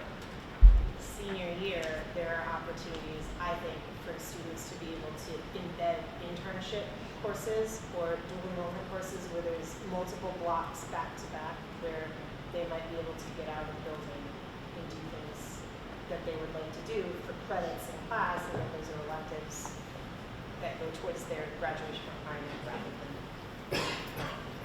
So that's what we're thinking. So how do when are students made aware of these opportunities for dual enrollment? Great question. So we are working, we're currently working, you may have seen it in one of the slides, we're currently working on a curriculum for our guidance team. And I have been working directly with them regularly to establish a written curriculum that would not be dissimilar to what you're seeing in the other core classes. We are working toward being a little more definitive about when those topics are included, but they are included when the guidance staff is meeting with classes or meeting with the individuals, and also during scheduling. So what we are working toward is that the next time you ask me that question, I'll be able to refer you to the map where it indicates the students had the opportunity to do some career exploration and some career awareness and some career planning freshman, sophomore, and junior year during their seminars, which is all part of our innovation pathways also. So that they would have a plan in place, they would be working on Naviance. And I literally had this conversation this morning with Mrs. Coogan because we were talking about, they were actually going to be doing some work on Friday, and we were talking about kind of the structures that are in place because we want to make sure that kids are, that would be like the assessment. When you can go into Naviance and you can see that they've done their interest inventory and you can see what their top 3 areas are and what some of the careers might be that they'd be interested in. And so now, that may have been freshman year. Now as you kind of cultivate that and look forward, maybe in a senior year opportunity, we'd be able to look at Bristol and say, so it turns out, paralegal might be something that I'd be interested in, and I may be able to go take a course related to that, or computer science. There's actually a certificate. There are some things that we've talked about in terms of credentials for kids. They may be able to take a few different courses and get some certificates and get credentialed in some of these areas, again, through Bristol. So we are looking forward and working toward those pieces. We've even had some conversation about how we might bring it to the 6th, 7th, and 8th grade, where they start to get familiar with Naviance. And by the time they get here, it's like, oh yeah, I've been on this for a few years.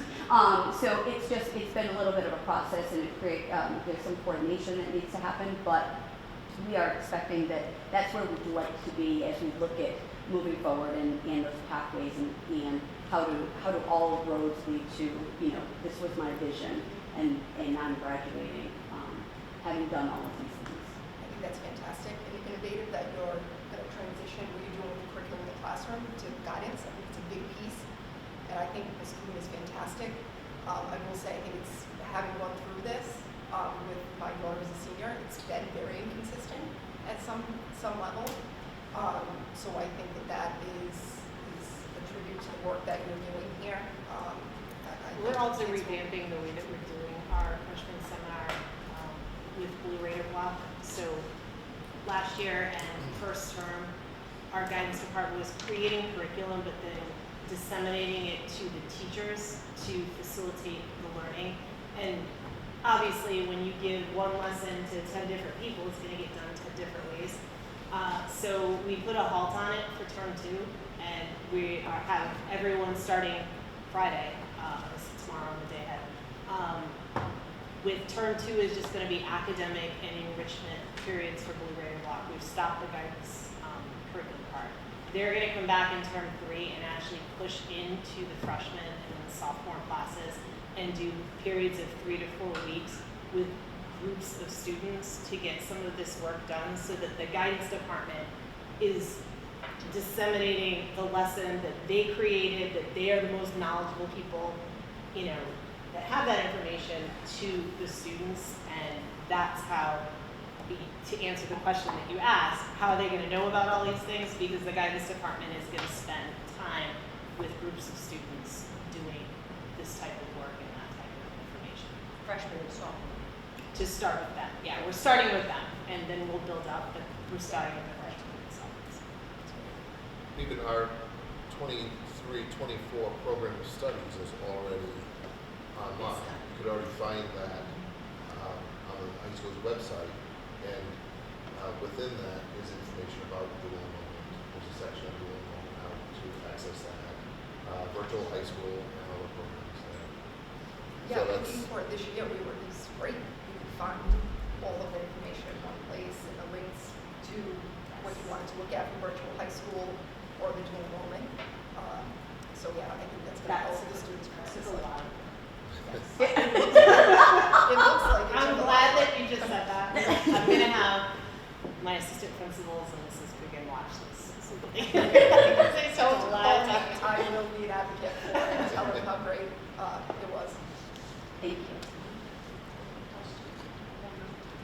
I just wanted to make sure, now I know Kelly said, I had a senior last year, so I was not aware of dual enrollment last year. We found out because she wanted to probably take 2 years of a language, and she didn't like any of the languages here, so So she did sign language for Bristol Community College. But I'm not sure that all parents are aware that the kids have the opportunity to do that. So I'm wondering how we make sure that parents are aware that that's an opportunity that kids could do. Yeah, say we found out about Yeah. virtual high school in dual enrollment this year Yeah. for as a senior. She's taking some virtual classes.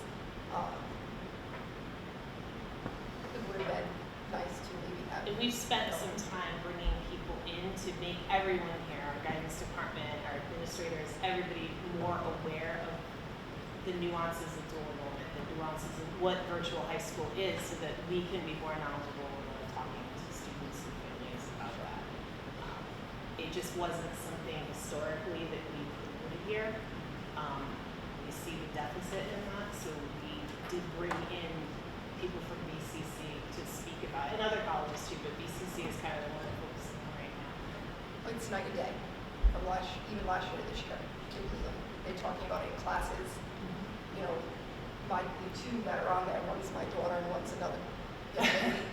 And they're not in the same class virtually, but they're doing the same curriculum. So they're even like talking about that curriculum while they're in IR together.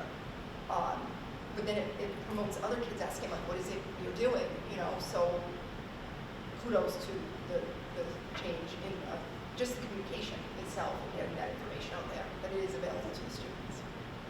Well, and we're hopeful with those structures in place, exactly what you said. People start to talk to each other, and it starts to, and that success starts to be contagious. Sure. And so we're hopeful. Thank you. I just wanted, if I could just sort of zoom out a little bit, I just wanted to say one of the things that I noticed. Well, first of all, hats off to the teachers in the classrooms, because it's been, for about 5 minutes, teachers were heroes, right? March 17th to March 30th, 2020. And then it's been kind of rough to be an educator, you know. So first of all, I think they really deserve a lot of credit for the work that they're doing, because they're managing the fallout, the trauma literally from the past few years while trying to educate kids in a content area. So it's a huge balancing act. It requires tons of care and expertise and professionalism. So they really should be commended for that. The thing that I noticed is I think if you look at your AP participation, it's around a little over 200 this year. And then if you look at Project Lead the Way, about 100 combined. So it's about, if my math is right, probably isn't, like about 30% of your student body at any given time is taking high level, college level coursework, right? Like beyond honors. So, and then a little bit of dual enrollment, I think there's room to grow there to think about early college and dual enrollment. But 30% is a pretty, I think, pretty good number, and I don't want to answer this question, but sort of throwing it out there is to think about, like, what's the goal? Right, and I think the de-leveling is one way to start to move that needle. Some of the plans that you have, the flexibility with looking at graduation requirements. But I'm just, sort of next time we have this conversation, I'm like sort of looking at the big picture. We're at 30% now. And not thinking put a hard number on, but are we looking at 40, 50? I mean, in a perfect world, we get to 100. But so I'm just sort of curious about that. And as far as MCAS scores go, I don't know. I don't. I mean, I trust the professionals in the room to pull from that data what's useful in terms of identifying skills and knowledge that, they need to work on. But we're in the middle of a pandemic, and a standardized test on one day, I don't think that tells us a lot about what was happening in this building in terms of teaching and learning. I think the AP scores, 78% or passing score, that's huge, that's impressive. And that's work that occurs over the course of the whole academic year, not one faulty test on one lousy day in the middle of the whole pandemic. So I hope, at least I'm speaking only for me, I hope no one feels bad in any way about those MCAS scores, because it's happening everywhere. Same thing with college enrollment, it's down everywhere. I mean, these are trends that are not unique to SU. So I think it's important to focus on the highlights, and there's a lot of good news in this, and a lot of places to build from. So thank you for all the work you've piece that I enjoyed seeing once I put it in the slide was our AP scores. Even though we had, I think it was about 50 or so fewer tests in 2022 compared to 2021, 45 or so fewer, 10 fewer students. But when you look at the 4s and 5s, not just 3 4s and 5s, but 4s and 5s, the numbers were much higher than what they were the previous year when you had a lot more tests that were there. So the students who are taking those are achieving higher and higher, and we see it with the average score, with the 78%, those things that are going up. But just looking at the higher end, it's also really growing faster than the 3s, which is really great to see. It's hard to get a 5 on an AP. There's a lot of kids who do that. So. But again, testing too, we were outlining in one of the slides, the prep that your teachers do leading up to that is fantastic as well.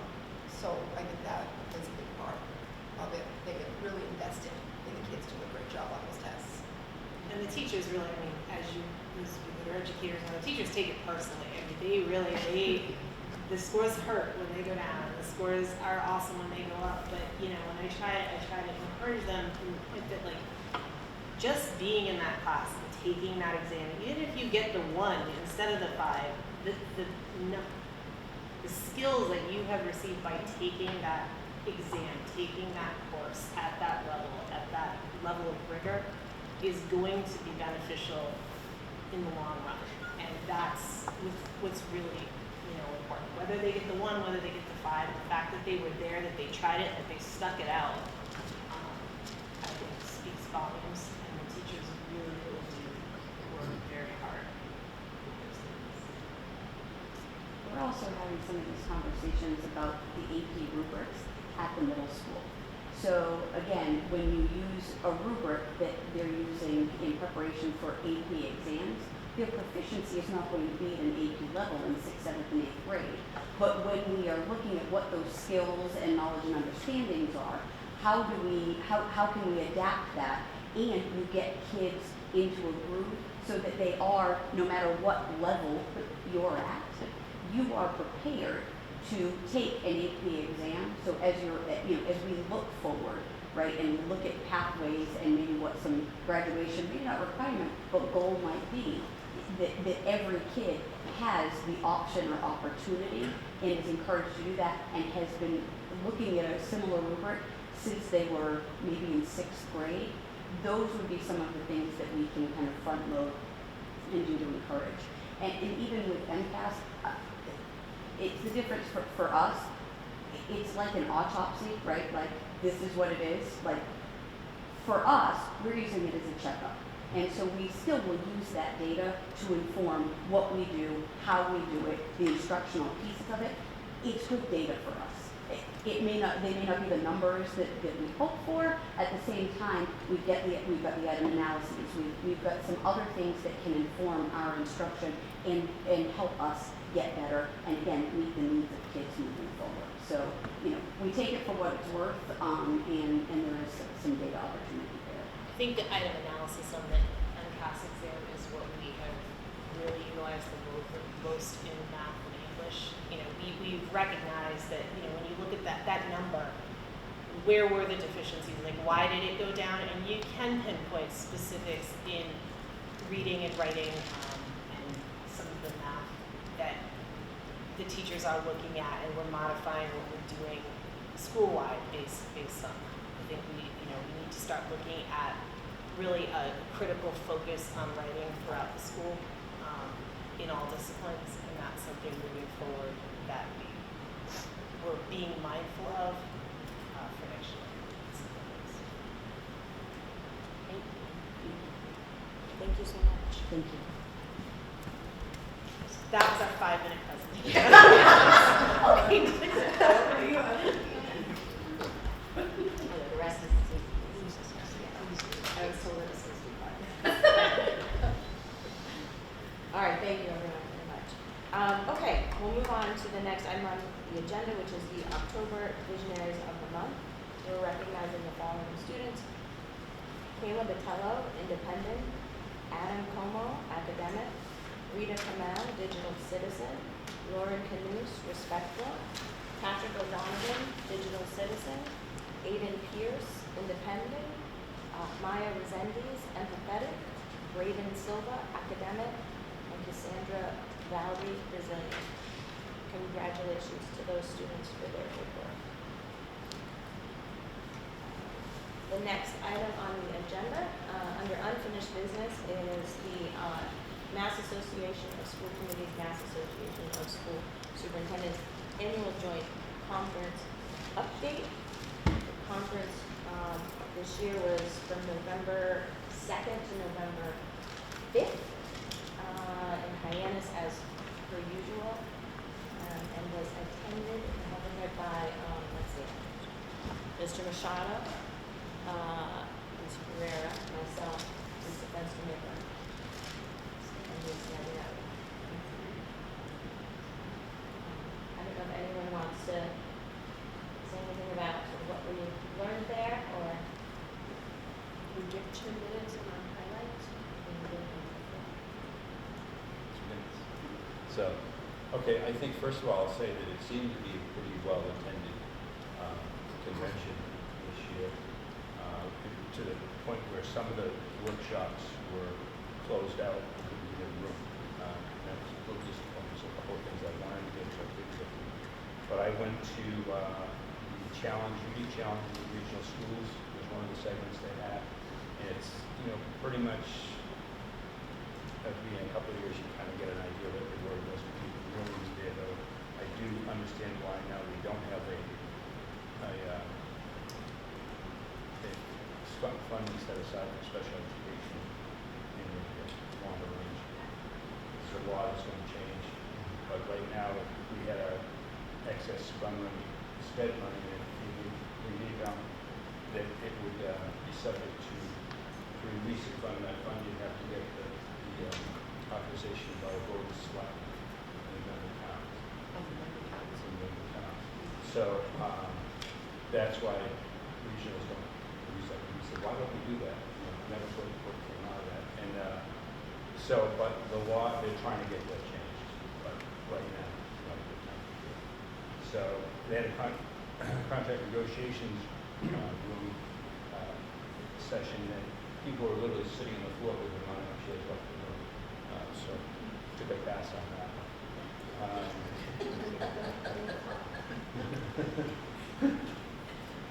Anyway, and then, early college. And then the thing is kind of, and I'm sure others will have the same comments, but the featured speaker was Commissioner Riley on Wednesday evening.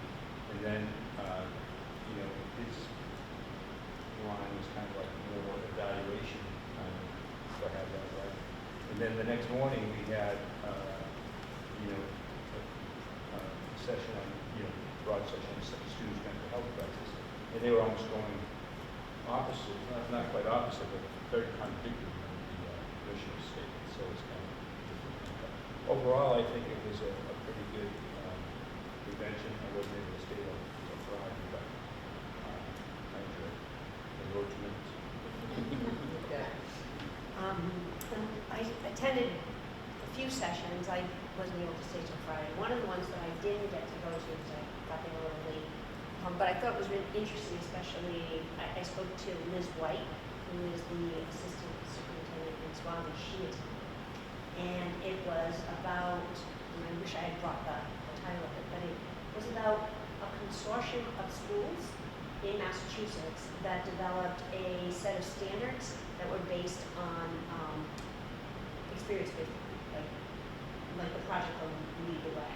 So not to replace MCAS, but an alternative set of standards and assessment measures that they had been working with. And so she thought that was fascinating. That's the one I wanted to go through. So maybe we can look into that if that's any interest. I also went to one that I thought was really interesting, was communication networks, where a school district, I think it was Sudbury, worked with a parent who happened to be in the communication network, who developed a series of videos, some using actual students, but most using cartoons, that were put together, very short videos used on the website to communicate to the outside community. Some very benign issues, but also to kind of stave off issues that were could be combated. One of the ones they showed us that hadn't yet been released, they did it for school closings for snow. They did it for the importance of wearing a mask and what the COVID protocols were, and they were very well received. People knew where to go. It was very easy to understand, better than reading a policy. But they did one that hadn't yet been released on how their vision, because they used a similar vision of the graduate, but how their vision of their students, how their mission statement translated into what their curriculum and standards were, for example, teaching history, and why they wanted to include all the pertinent topics in history, including, as you move out to the west, I forgot what that name of that piece of history is, but the fact that Asian Americans were used to build a railroad, that other minority groups were used to do certain things, that for example how Native Americans were treated in that, so that without using any controversial terms, it was really just giving a very clear picture of how, if we want our students to be world citizens and to really understand history, we want to give them the full picture. And I thought it was brilliant. Anyway, that was very good. And it was well received. One of my favorites was the Massachusetts Early College Initiative Impact Report. Mass Alliance for Early College was there, along with Bedford. Mr. Fenn-Smith and I attended it. I think and you guys all know about all the data. Dual enrollment versus early college, from what I understood, is a little bit more of a clear path, just like our innovation pathways. Some of the questions that were asked is how does a school district get into it more? And they suggested that perhaps we have a retreat that would inform school committee members, staff, administrators, of what all the changes that need to happen, all the key moving pieces in order to make a full early college. And I know you've looked into it before, but I'll share this with anybody who wants to look at it, but I think it's worth it. We talked a little bit at one of the breaks about maybe that might be worth it, having that conversation. Mr. Michelle, you want to share your reflections for the conference? I was there for 3 days. I focused more about, obviously, school security, since it's a hot topic in the K-8 level. So I attended a couple of those. Also, I don't know if Mr. Fenstick mentioned about Tony Bennett. I attended his. But one of the things that I got out of the conference, it kind of reminded me. Every once in a while, you try to figure out something, why you go to a conference, what are you getting out of this, and it kind of reminded me why I'm here, and the reason why I'm here is, I know we're responsible for the budget and all of these other things, but we're really here for the children, for the kids, and that's what I really got. It kind of reminded me again, it brought me back to that, because for the last couple of years, it's just been like, the COVID piece, the scores, the security, you gotta have all of these items in here, but with all of the fires that we're constantly poking out, we kind of forget that the administration has, we still have our main customer, which are the students, so that was really great to know. And also, the communication between the business manager and the school committee members and all that, what's our role, what should we be looking at, should we be looking at every line item and things like that. So that was also another great thing that kind of reminded me in the role. I was a little disappointed in our district meeting. It didn't seem like we had an agenda for that, but I already shared that with them. And unfortunately, I don't know why we thought that the resolution meeting was on Saturday. It was actually on Wednesday, and we all missed it. So at least the K-8s, I don't know if you were able to attend it, but for some odd reason, we all thought it was Saturday until I got there and I opened up the book and I was like, oh, it was yesterday. So, But anyways, but everything did pass. I had a conversation with our rep, Jim Hardy, and he did say everything passed, and that's about it. And honestly, again, you know, I mentioned it really quick about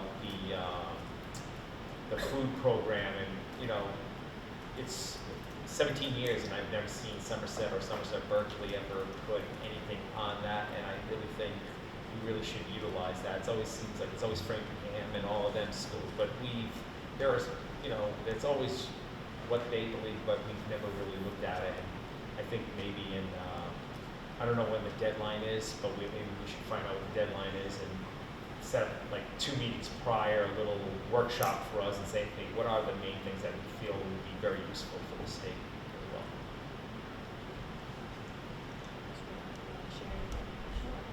As a new committee member, it was very enlightening. I was surprised to see so many people. We did, my first day, we did goals and requirements for which there were people standing in the hallway, there were people sitting on the floor. It was a small room, kind of a little off track, I feel like, but it was kind of nice to know what the role is and if people are coming to you with the correct way to go about things, like where you start and where it goes before it's supposed to get to us and why type of thing. So that was good. And then I also did the security one week after, which was interesting because then they had information about grants and earmarking money and grants plus money to get marks, which was good experience.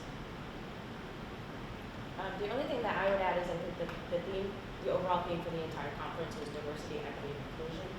And I think one of the things that struck me, or that I've kept in my mind, is that DEIs are not the box we check, or its own separate item, but it should be the lens that we use to view everything that we do for all of our students, and that we are often the sort of reflexive way to think about diversity is sometimes along racial or ethnic lines, but that it's a much broader definition.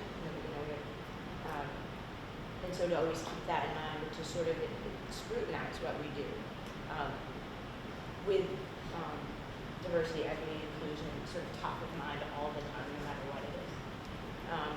So that struck me, and I also think related to that, one of the workshops I went to was led by Springfield Public Schools, which is, of course, very different than our district, but they talked a lot about the pipeline for paraprofessionals, teachers, basically recruitment and retention of staff throughout the entire process.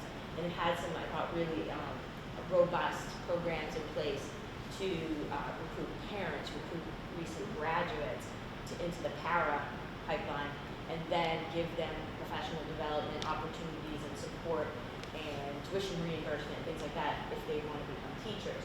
And they also had a lot of some roles for teachers in leadership positions, basically within Unit A, so that if a teacher did not want to go into a Unit B, content director level, but sort of like mentor teachers, lead teachers, master teachers, with different terms.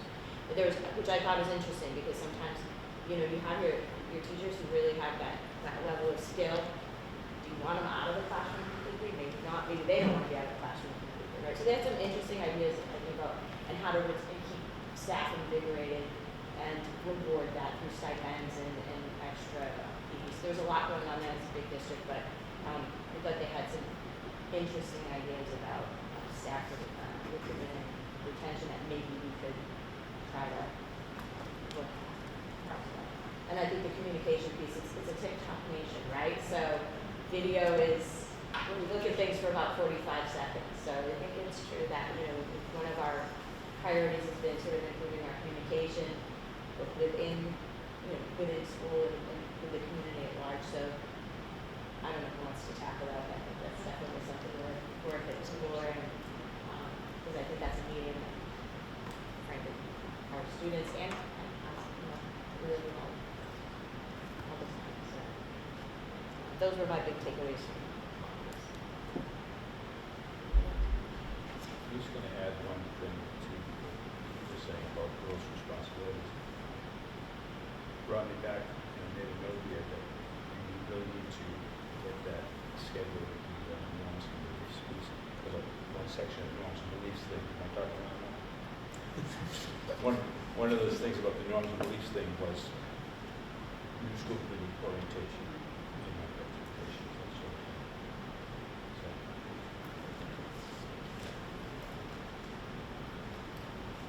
Okay.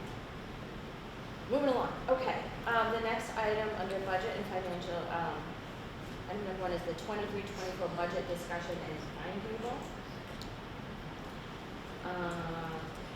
It's okay,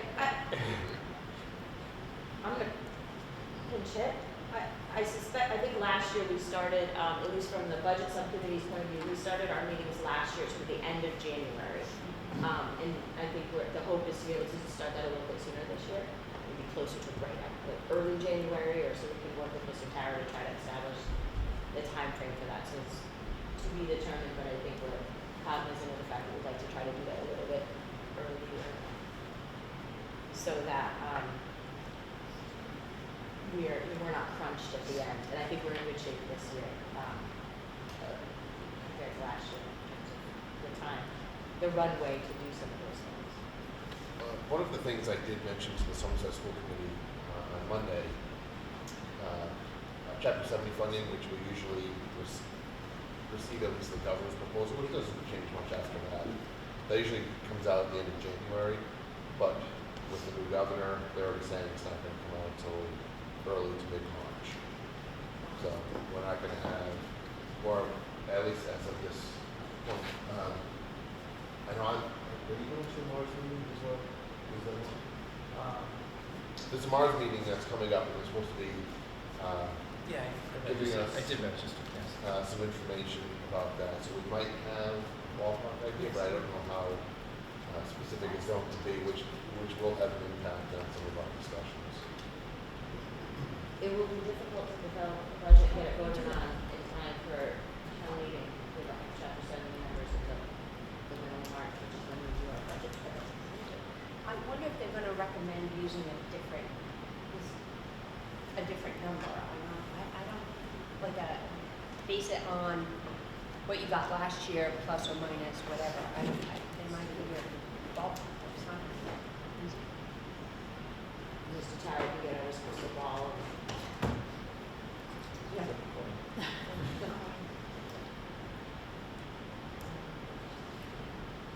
Anything else to add to that? Or we're just Starting in June. the next item on the agenda is the October FinStat. We should all have a copy of that.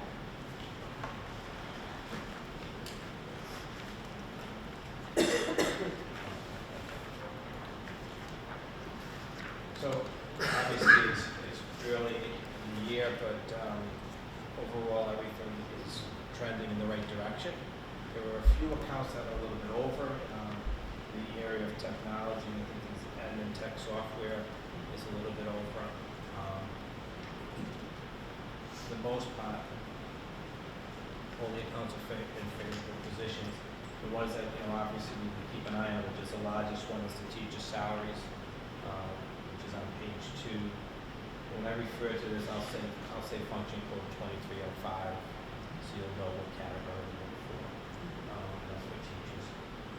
The other area that we're going to have a significant amount of money available is the circuit breaker. We're receiving more money than anticipated. So it's another good problem. We just have to figure out how fast we can kind of utilize that money. Obviously, the special ed out-of-district tuition is another one that really is volatile. We don't know what it's going to look like. And we're actually in good position with that particular line item as well. So for the most part, everything is good, although it is early. Since we talked about this earlier in the joint meeting, a few vacant positions still have to be filled because of changes or maybe a resignation. We just didn't really be able to fill it yet on the region side. And we just hired the custodian, so that position hopefully is filled. Maybe they'll change their mind. The other one is special education transportation, which is a 33,000 series account. And you can find that on page 5. We're experiencing right now a favorable variance of about 278,000 in that line item. And we'll monitor that. We did place an order for a replacement van. We have a wheelchair van on order that we share between both districts. We placed that order in. It was canceled, and then we had to reissue another purchase order because they weren't going to couldn't deliver the vehicle, so we went back in the queue, placed an order, and we decided to place a second replacement vehicle for an older vehicle. Our anticipation is that it could probably be 6-8 months before we receive it, so we might as well get it in the queue now. Get it, at least hopefully we'll receive it by the end of the year. And then just maintenance, repairs, and buildings, and then we'll keep an eye on utility costs, heat, electric. I don't know if there's anything specific. Oh, Yeah, and I might just be reading it incorrectly. On page 2, under, so function code 03305, SPED high school teachers. Does that look like, if I read that line? it's over budget. Okay. You have to know that particular line's over budget. It could have been just the way we had budgeted the positions. I know that there was an additional inclusion teacher or transition teacher for here. So I maybe just where I classified the positions. Oh, the way you Yes, when I put the budget in, it just the wrong line. But that, you anticipate that being assumed either by other savings in other lines It's gonna or be the additional, you can't use circuit breaker for that. So No, you can't. You Right. can't use that for one-time. You can only use it for one-time expenditures. So when we look at this, the way the school committee policy was revised as far as budget transfers, as long as that particular section is within budget, so if you look at the bottom line on that, Right. it's a $48,000 positive variance. Mhm. So there won't be an adjustment needed. And it could be because we maybe hired a couple of positions that were higher than anticipated, not at $100,000, Right. but or I could have somebody classified in the regular classroom teacher account in a position where it should have been in a special ed classroom. That's a good question. Right, 'cause if you look here, if you look at the salaries, high school regular teachers, 50,000 to the good, so that could be a position that's just classified differently. Any other questions? I just had a question, I think I'm on, page 3, 2356. Professional development. Yeah. I guess I'm confused, so under the NIAS line, if we budgeted 4,000, we encumbered 4210, but then it says the balance is 4,500 over. I'm wondering if that's.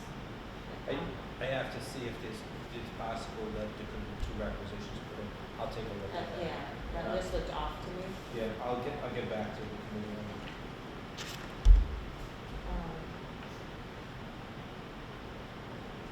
I had just a couple other questions, but I don't know if anyone else wants to go first.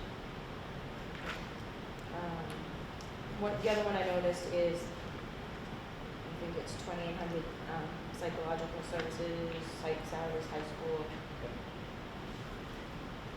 Is that, does that tend to be like, is that testing? It's salaries, it would be salaries. It's salaries. What I'm starting to do when I'm looking at these budget categories, I'm actually, when I look at the state's uniform child accounts, psychology services really should be in the 28,000 series accounts. When I do my end of year report, I have to pull it out of another line and then start shifting it where it belongs. There's no harm or benefit where it was. It's just as easy to capture it in that. For For instance, I have to report out, if they're doing psychological testing, I report out to DESI in a special category for psychological testing that we I want to be able to capture it on the report, so I'm not doing it for me. And then, I had another question on the SRO line, school security, like 2 questions about school security. And I don't necessarily need super specific answers in public, but the non-salary expenditures for the SRO, just curious about that. And then the security system under 4225. Those are So, upgrade to replace. let me talk about the SRO. Looks like the salary should have been charged to the line above it.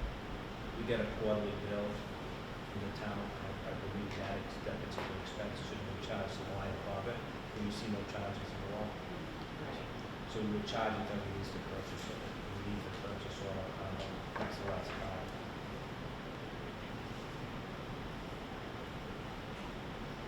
So that non-salary expenditure was budgeted at 1,200, and it looks like we encumbered. It looked like we expended $9,800, that's not correct. But that's not That's not correct. correct. Okay. There are expenses over the salary as well. And it, underneath is a different line, or lines, and it's charged for like phone use and other things. Yeah, that's exactly Outside of the, payroll. I'll look up those 2. I want to make sure what I'm telling you is accurate too, so we just make sure that something else was charged to that, we shouldn't be charged somewhere else. Because even if they charge us on a quarterly basis, the quarterly salary expense would be about $20,000, so it would be $9,000, so. Yeah, seems like an odd number. It is. And then the only other question was the security system, high school 4225 on page 6. Yeah. Which was it?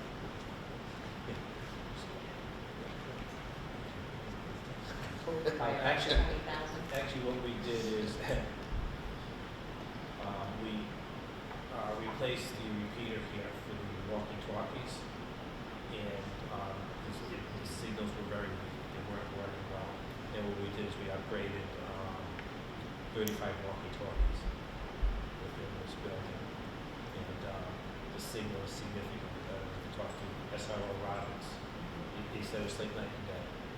We did significant work on the K-8 side as far as repeaters and communication with first responders.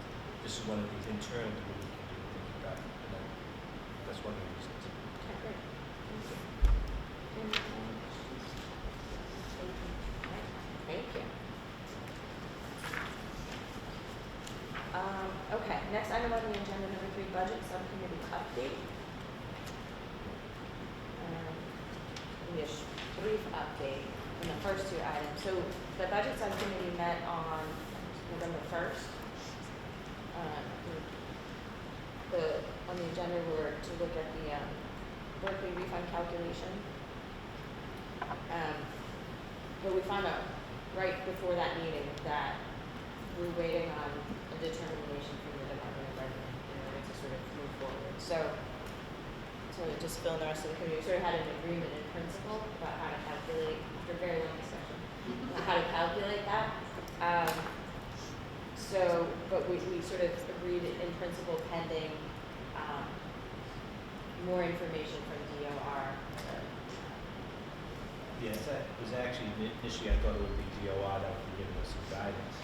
And all they do is just, as far as surplus money, if you have a surplus, DOR tells you what the total surplus is, but they don't tell you what the member community's allocation is. And then as far as the calculation, as far as SATV adjustment that we talked about, that philosophy is the methodology we think is fine. We can use that methodology for that difference between the Somerset and contribute because of the SAT funding. As far as the total surplus, that would be a decimal, that would be the Department of Elementary Education. And I actually spoke to helped us with our regional grading. Very knowledgeable in that area. Mrs. Willow and I looked at our regional agreement, kind of silent in that fact.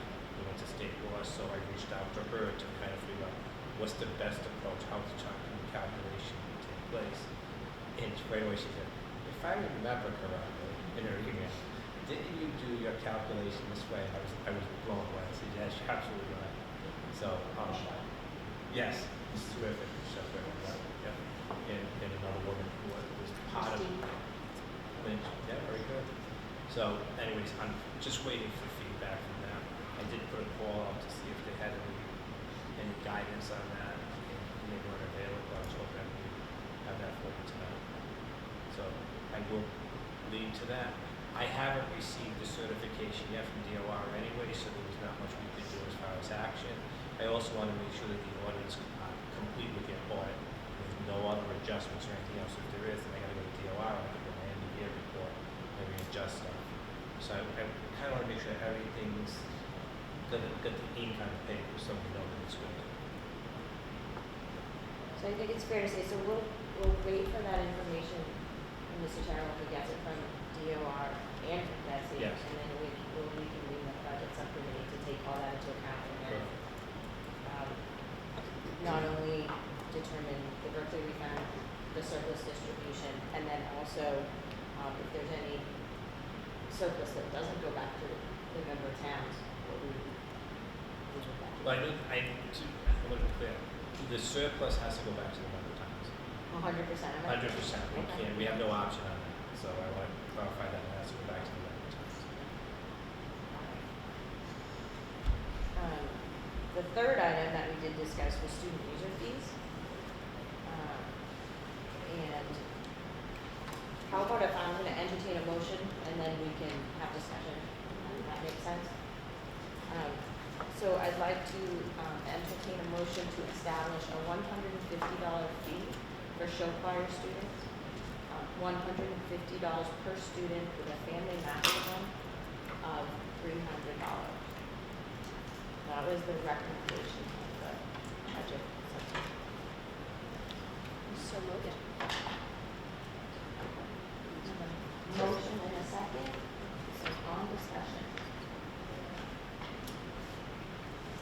I will start if you don't mind. Full disclosure, obviously my daughter's in show choir. I think everyone knows that. Though I will benefit from this personally, but so will all the other parents that have kids in show choir. So there isn't any conflict of interest because I'm actually doing something that benefits more, not just myself. I learned a lot through this whole process, and one of them that I did learn was that no structure fee has ever been voted on by a school committee since 2017 on music fees. When it was voted on, it was only for sports. And so thinking of that, for me to actually support this, it kind of goes back against what I was doing in 2017. In 2017, there was actually an article written by George Austin of me on the corner of the street saying no fees for students. So for me to actually support this would be adding a fee that I'm just totally against because we're a public school. We have a surplus. We're going to be giving money back to the towns. But yet, we're still asking parents to pay for fees. But I was also concerned when I was talking to my daughter about reducing the fees to 150. She says, "Oh, great! Now we're never going to have any funding for our show choir and our states and all that." And I think that's ludicrous because no student should ever feel that way, including one that belongs to a school committee member. How we could actually be in a situation where students are afraid that they're not going to get the show choir budget or any budget for a program that we are extremely proud of our kids when they're wearing or singing or performing and doing things and competing against each other. But going even further in this, I was actually shocked and somewhat embarrassed because a couple of weeks ago we had the cafe students up here and how proud we were and how they're learning these new learning skills. And if you have never attended a unified basketball game, you'll be amazed how these kids are so participating, they have a great time, well, sportsmanship at its best. And to learn that the Somerset Berkley Regional High School actually profits off of that league kills me. They pay $150 to participate, and it only costs $60 for the program. That really bothered me. But the whole thing about the show choir piece, about being, oh, it's $40,000 because of all the costumes and all of that other stuff. And when you actually compare that to all the other sports, I've never heard of a girls' soccer team or a boys' soccer team or a girls' hockey team ever say, I'm concerned that if we drop that fee, we're not going to get ice time. I've never heard that, but I actually heard that from my daughter, and that is a completely shocking to me as well. I can't support this. I really can't, because obviously right now, if I was to support this, I would be saying, yes, let's give $150, because right now it's zero. I actually think we shouldn't be charging students, and I also don't think we should be charging students for sports either, especially when we're giving money back to the towns because we have a surplus. And I also think we really need to do some soul searching and ask all of our leaders, our club leaders, our coaches, our band directors, chorus directors, all directors, they have to put out a budget. They have to say, this is what we need for costumes, busing, uniforms. Like, why are our teams sometimes looking raggedy out there and these other schools are looking wonderful? But yet we charge. Swansea, no charge. Westport, no charge. The only other district around here that charges is Dayton Rehoboth. And I think it's because we're charging because we have to. No, we don't. We don't. There's never once, I have never been at a town meeting where the town said no to our budget. Never. The only time they've ever said no was we had some old payments in the K-8 side that the town said no, and we had to absorb it the other year, and we made sure that never happened again. That's why we put process together. But I in good faith, cannot feel that we can actually vote on something that, A, one, we should have never been charging, but two, and this is the other thing that brought to my attention when I was talking to Mr. Taro one day, and our students in the band are going to, as you know, someone donated it later on, to Hawaii. What a great experience to them. And it's going to cost them either $1,000, $2,000, $3,000 per student, I don't know. And the staff decided on their own that they weren't going to charge the band students the band fees this year. Which one, at first I was saying they didn't even have that authority because that is set by the school committee. But then I found out, no, it wasn't set by the school committee, it was set by them, that was never approved by us. So what I'm asking is that we've failed this motion, leave it at zero, because that's where it should be, and then come back next month and remove the sports fees, because I just think It's just crazy that we're overcharging certain groups and other groups are not. We have groups that are paying $1,800 per student, they pay $150, and then we have students that are paying $60 for the program, but they pay $150. But the worst part about all of this, we have people in this district that will not qualify for free and reduced lunch. But when I know that there are parents out there that are calling a school committee member or calling a district to ask if they can wait until a certain time to make their payment because they have some expenses and then it's Christmas and so can we wait until January, is crazy to me. And last on that form, I see 150, and if you play a second one, it's $100. Do we charge our JV football team, the students that play JV football team, 150? And when they play on varsity also, do they pay for an extra 100? No. Why? It's the same buses. It's the same buses. Same thing like show choir. It's the same buses. They're still going.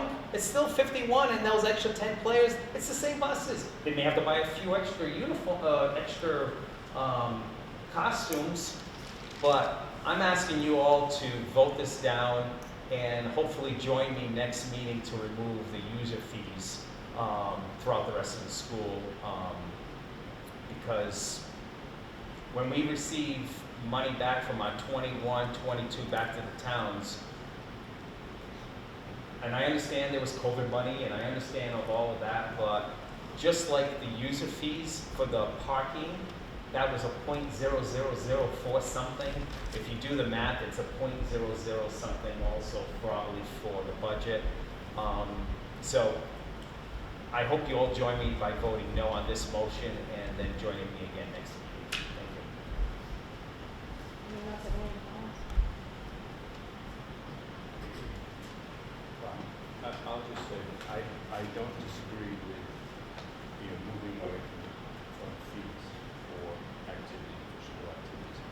My concern is if we do it either quickly and leave ourselves in a position where we may be short funds in the future years when we don't have the cost of these things. And I'd like to see how that would play out, how that would impact our budget, year to year. So if we were to reduce all fees now and then come back next year, would we be able to sustain the activities we offer today? That's my question. So my fear is that if we rush it and don't get it right, it's going to pay back later. And then the second piece that is a concern to me is if we were to change it and had no fee for this activity, but still had, you're doing piecemeal, and how do you feel that we will? So I think for those reasons, I'm wholeheartedly willing to get together with whoever wants to be interested in doing it and looking at the fees, what we're getting for the fees, and how we can streamline them. Happy to work on that. But I just, I'd be not be very comfortable, picking one item to take it out of the queue, if you will, and leave everything else there. I agree 100% also with Mr. Shah. I think if we do go to the directors, coach, whoever it may be, to say, what do you need, typically what does a budget look like, then we would have that we'd be more informed maybe when we were setting the budget, so we can make sure we didn't, not be able to, at the end of the day, we don't want to not be able to offer these activities to kids. But I think we are a public school, and we are one of the only high schools that are still charging fees for school activities. I agree. I understand what Mr. Vincent is saying also, but I wonder, is there a way for us to waive them for this year, and then we're looking at the budget to make that decision for years going forward? I mean, right now we have a surplus. I know when we talked at our budget subcommittee, we were talking about, I think total is $55,000 collected in fees. Is it, that's something that Mrs. Schumer, I don't know how to figure in front of me, but I remember that. Is it something that we could set aside for now for this year? I mean, band is already not collecting any from years. We still have 2 seasons of sports that have not yet. So we're looking at show choir that's done some money that's come to bands, and obviously sports that just happens in the fall. So that would be, assuming that we would have to do that, but we're gonna do all of this. So I'm wondering, is it possible to do that now if we decide to do that, and then move forward when we're looking at the budget for next year to see if it's something that we can work in so we're not charging much? Just to give a little bit of perspective, I was around in FY17 when we implemented these, and I have to acknowledge, and I think anybody that's sitting at this table will acknowledge, it was a little lopsided. At the time,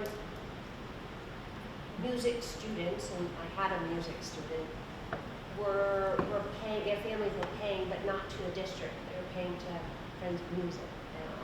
And so there was a concern of, we don't know what to charge because that was happening then. And I'm not saying that's what happened. Okay. So, but what the intent was that once Friends of Music, which they did, transferred all those receipts back to the district, it would have to be relooked at. So I'm glad we looked at it.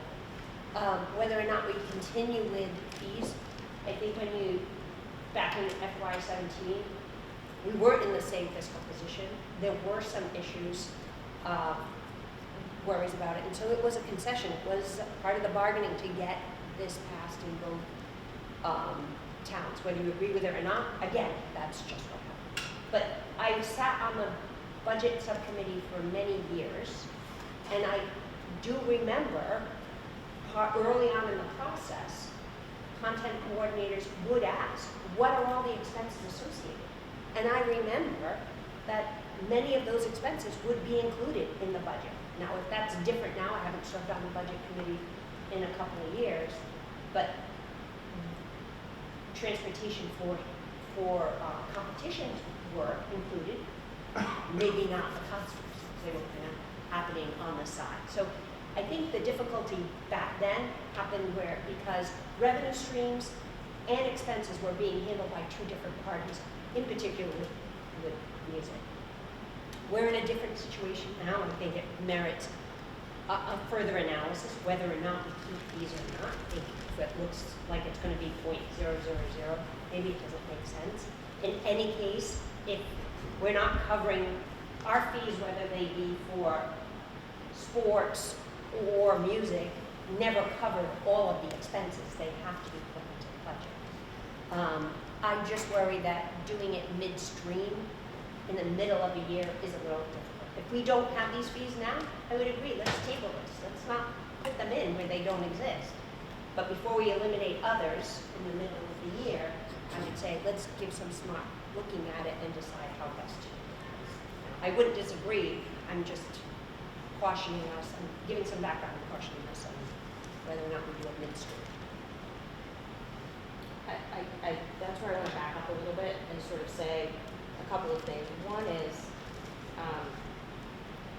I thought that the genesis of this sort of conversation was that there was the student fees that were being charged to the show choir students were sort of much higher than, say, they weren't comparable to athletics. And I know that this committee, long before I got here, spent a lot of time on the athletic fee, and that's been established. So I think the goal in the short term was to have there be some equity, so that these are both, substantial extracurricular activities. I would say that I work in an urban high school that has a economically disadvantaged rate of about over 50%, and we charge user fees. There's a process to waive them for families that cannot pay that, but we do. So they do exist. I also want to be cautious. We're saying we have a budget surplus. We have a budget surplus for FY22. We are a quarter into FY23. We do not know yet. Things look good, thank you, Mr. Hart, but I think it's premature. I would caution us. I don't think we can say, I don't think it's accurate for us to say that we have a budget surplus right now. We do not know. And we have 3 quarters to get through. So, yes, we have one for FY22. And that's a good thing. But I think we need to be careful about what fiscal year we're talking about. I think that this is a good step. It's not the end, perhaps, but I think that making the fees for show choir consistent with the fees for athletics, which have been voted on and have been in place for years now, is a step toward equity. I think there are mechanisms in place where if it's a hardship for families, and I would encourage them to avail themselves of that. I think that the discussion about fees overall is certainly one worth having. I'm disinclined to have it for FY23. We're about to embark on a budget process for FY24, and I think it's absolutely appropriate that we have that conversation as part of that. And you know, not to be overly optimistic, but it looks like between student opportunity, perhaps extra track, that it looks like revenue is going in a good direction, and we're certainly not going to, I don't think anyone here wants to charge a fee if we don't need to. But I would caution, I'm a little nervous about back of the napkin, you know, we had a conversation about giving people, you know, substitutes more money than the administration asked for. Now we're having a conversation a quarter of a way into the fiscal year about waiving fees. Is it a good idea worth exploring? Absolutely, but budgets are there for a reason. We can't just change things midstream and then hope that it works out, because we could have unintended consequences for that. So I think I support this. I think our own policy says that the school committee has the authority to charge fees, only the school committee does. So I appreciate Mr. Machado highlighting the sort of maybe inconsistent or unclear way that it's been done in the past, and there's been a change in how those fees get funneled, and that's a positive one. I think the point about the folks running these programs need to present the budget first. The fees should be followed from what is the budget. Here's the budget, and if the operating budget can support it in FY24, fabulous. Let's have that conversation, and maybe fees aren't necessary. If fees are necessary at any level, then it should be based on those budgets. But you can't have the tail wag the dog here. It's really hard to do that, if I may, only because you're going to come up with a schedule of fees that is all over the map. Because we looked at that back in 2017. You've got hockey, which costs so much. These sports, to your point, you know, the sports, the unified sports doesn't cost that much. But you could have all different kinds of fees, and there was that. It's difficult. I'm not saying it's not. That's not what I'm suggesting. Because I say the point about athletics is there's some iron out there, right? Yeah. You've got, we know sort of like what the baseline cost of different sports. I know ice time is more expensive than other things that are crossed. You know, but you look at the program as a whole. We look at athletics as a whole, and we look at that whole department, and then the fee structure sort of based on some averages and what's needed to run that entire program. And I think it makes sense to have a fee structure that looks at music, show choir as a whole program. So I'm not opposed to. I would love to be able to eliminate fees, but I feel like we need to do it in a thoughtful way. That I don't want to come back a year later and say, oh, now we need them. I mean, that's the word, right? So I think what this does is it reduces what folks have been paying, which I think would be a positive. It's parity. You know, the athletic parents are going to say, wait a minute, you know, we're paying this and nobody else pays anything. Like, I think we have to have an eye toward being equitable about it and thoughtful. And I'm loath to make, you know, significant ongoing changes to a budget that we're already into, and we don't have a surplus. But we might, but we don't. Can I just ask a couple questions? Haven't the show choir parents, students that are in music, already paid their fees? to start the year? Some have, and they're immediately the fee. Yep, but. There's no but fee some structure. people have paid, I mean. And you have to refund them. And I actually think, you know something, I hate to say this, but, you know, you may want to, we may actually have to go back and vote on the fees that have been passed before. But, and that's, but let me just finish the question. So I'm just wondering if, when I said maybe we defer this vote, because if those votes, if those fees have already been paid in some form or another, right? We don't want to charge everybody in this year an additional $150. I'm just asking, is that the intent? Right. No, not in Okay. addition. So that was my question, and that's why I was assuming, okay, well, it makes sense as we give more thought to it, and I'm not opposed to eliminating it, but as we give more thought to it, let's just pause this before we implement a fee where we've gone at least a quarter or more through the year. The other thing I was just gonna add, on the first program versus the second program, I thought, and I might be wrong, in the athletic fee structure, if you play one sport, it's, let's say, 150. But your second fee, your second sport is 100. Yes. Right? Third is free. 30 spring. So I thought this was similar to that. So I did appreciate the parity, so that if you were doing marching band, you were going to do 150, hypothetically, and if you were going to do winter percussion, which happens after marching band and is a different thing, that's 100. Is that what you were thinking? I'm asking. Is that what that second program meant? No, I to think you? this, all we talk about is show choir, so this would be, so show choir has two different groups. One is varsity that's mixed, Okay. and one's is just unisex, which is. So this is only show choir? It's not any other Yes, music? because there weren't any fees charged for the lunch, so this was strictly just for show choir. And those are the only two fees, show choir and band. Yes. But- Yeah, And we drama should, doesn't have any. with all due respect, we should not be looking this as show choir, marching band, sports. This is activities. Because you do have parents who have children who play sports and also in music. And I think That should be the first thing. What I'm saying by looking at this, there is no such thing as a second program. By looking at this sheet, and how do you vote yes to this, but you don't vote yes to band fees? Because they're going on a trip.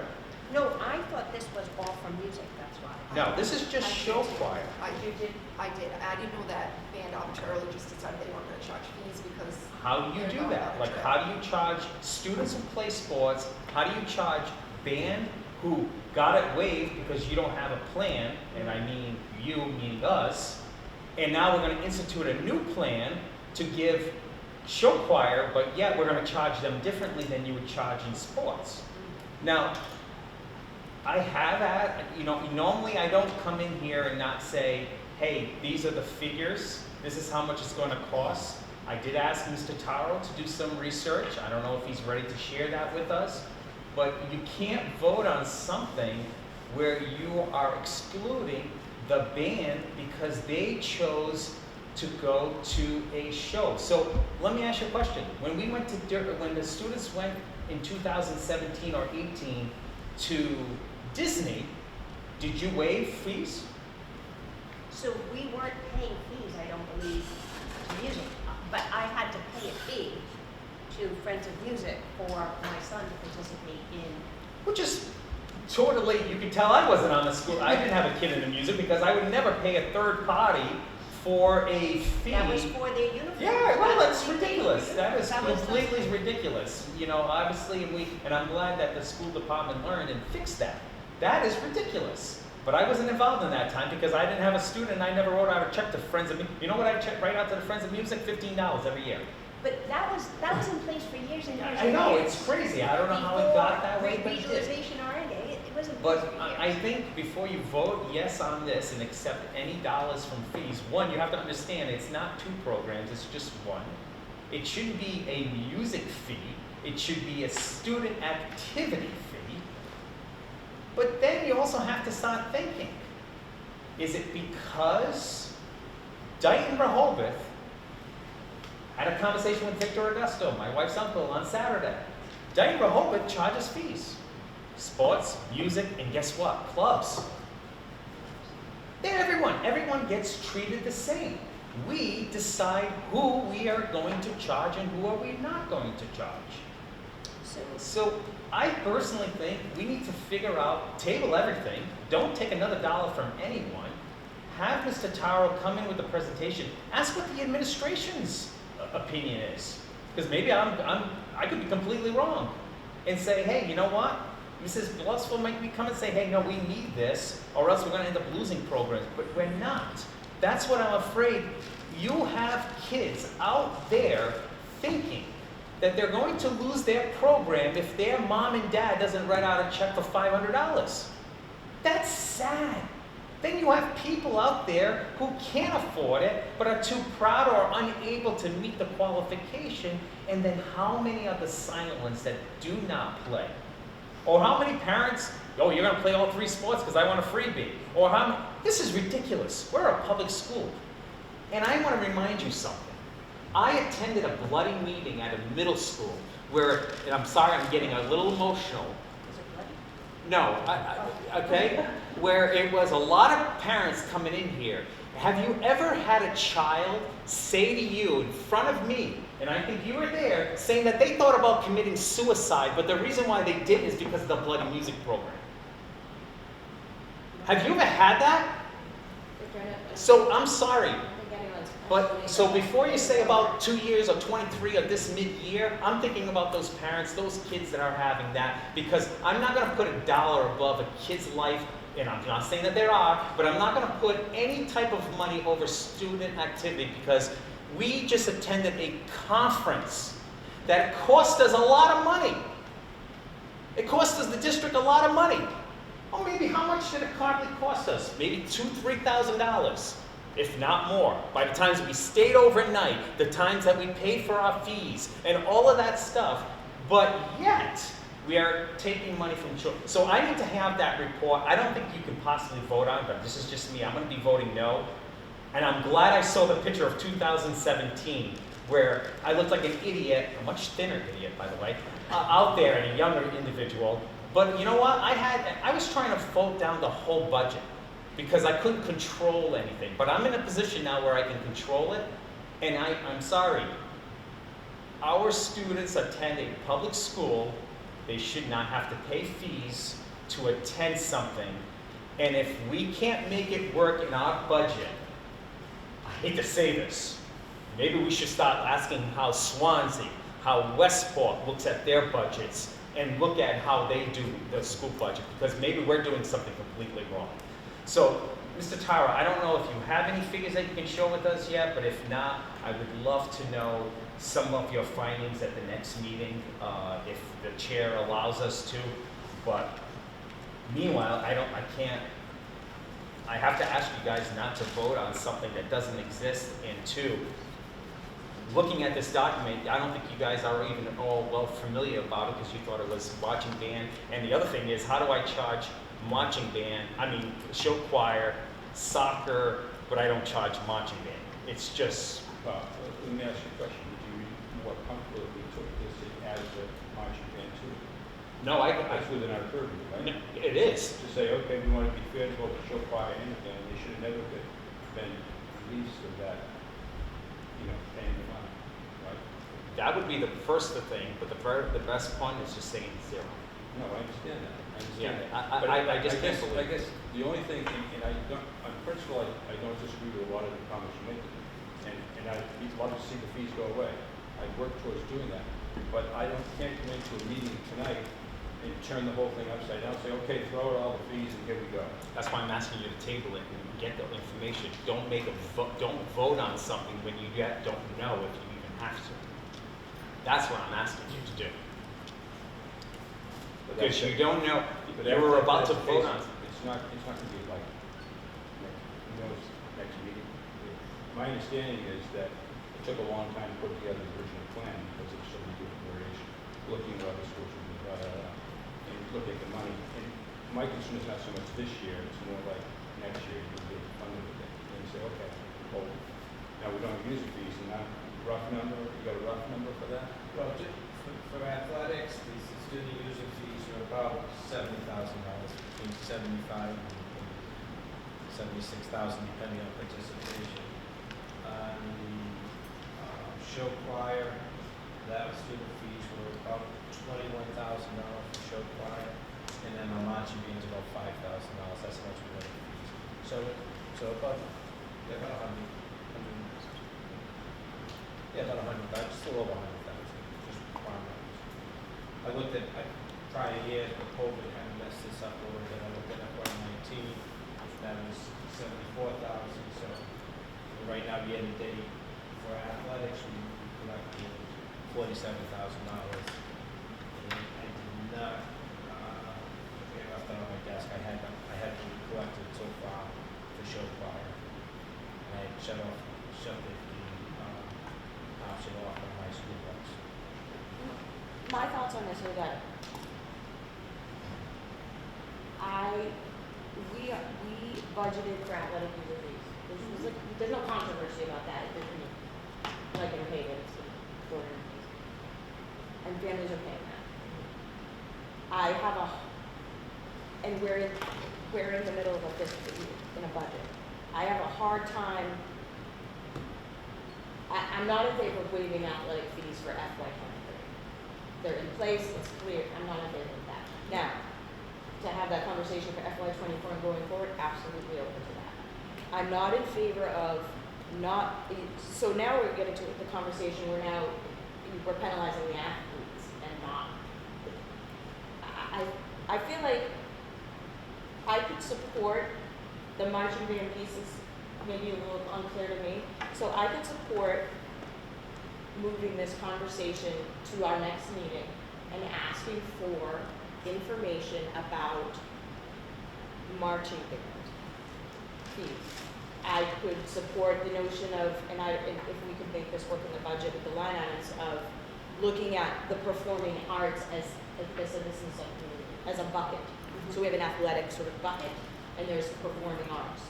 And looking at $150, and then family max, I could support eliminating on this proposal as it is here, the $100 for the second program, the other show choir thing. I could support that. I feel like this is a step forward. Mm-hmm. I am just not comfortable throwing the baby out with the bathwater in the middle of a fiscal year when we don't know what, it's 100,000 here. Before we start just writing these things out and we don't know where we stand, and we put ourselves in a position where we may have a negative budget situation, and then we need to backtrack on that. I just don't think this is the way to budget. It's not the way to be responsible. Of course, we do not want to put any extra burden on any of our families. Of course, we support, but that goes without saying, and we support all of these programs. They're all important. We know that. But I'm not going to turn around and say, well, now only the athletes. I don't. The history has said that show choir has paid, and maybe they've paid too much historically, and maybe it's been unclear of who they're paying and what, and that's unfortunate. But we're here now, so we can get clarity on this. But I'm not going to support a situation where the athletes are the only ones paying. I'm also, me personally, not going to support a situation where we get rid of all of the user fees in November of this budget. I'm completely open to that process going forward for the next budget cycle, and hopefully we can make that work. I would be willing to table this until the next meeting so that we can get some more information, and perhaps we can look at show choir and marching band together. Because I appreciate the point that why one and not the other, and get some more information, and then have a proposal from Mr. Tara and the administration. As much as I'd like to, I can't support just eliminating all the user fees, quarter of the way through an operating budget. I agree with that, and I think the budget subcommittee in coming up with this was attempting to achieve some parity that wasn't there, to correct something that wasn't there. So it is an attempt. I just think we do need more information. So before we put this correction in place, let's get a little bit more information. I would agree with you, Madam Chair, And I would agree that the question of fees should be part of a larger budget discussion.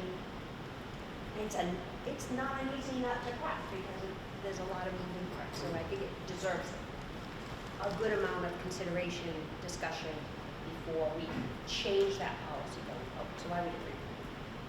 And I think Mr. Shah is right, we need to do our due diligence, we need to be clear at the beginning of every budget cycle, like, we need to be clear, and we need to be consistent. And we can't just rely on it used to be this, or it used to be that. We can do better, and we should, and I think we should hold ourselves to that standard. My reluctance is just to change it now, could have a negative impact. So, I don't know, I don't even know if we need a motion. I made the Well, motion. there's a motion in a second out there, right? To So- approve this. I made the motion to approve it. Can I withdraw my motion and then make a motion to table that? I'll withdraw I don't the think you have motion. to make a motion to table it. Yeah, I'll withdraw my motion. And withdraw the second. Wait a second. We will ask if we can get some more information about marching band, and we'll move this to the December agenda for further discussion. Also have more information on show choir. Like, I don't understand how those two, like we were charging two first and second program, what exactly that means. So if we can get more information on that as well, that would be helpful. I will increase the question. Just what's the difference between one program, two program, just for the benefit of everyone who might have. It's kind of like JV and varsity for show choir. One is just all girls, one is a mixture of the girls and boys. Those are the two programs that happen. There used to be three, or one was just all girls, but this should be a mixture. So one's the varsity, that's a mixed group, and the JV is their all girls. But I also just want to remind you for the next meeting, that we cannot, and I repeat, cannot have two sets of fees, one for sports and one for music and arts, because there are students who play in both. You have to have one fee for all, because you can't have a child who plays winter football and plays and things.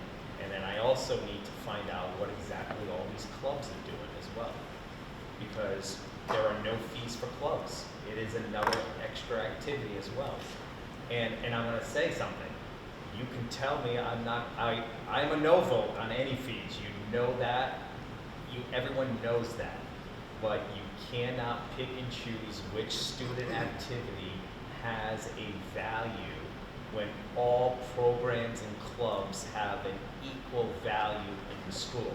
So I don't care if you're a child who is in the Straight Gay Alliance, DECA, marching band, hockey, whatever the case may be, every student has that right.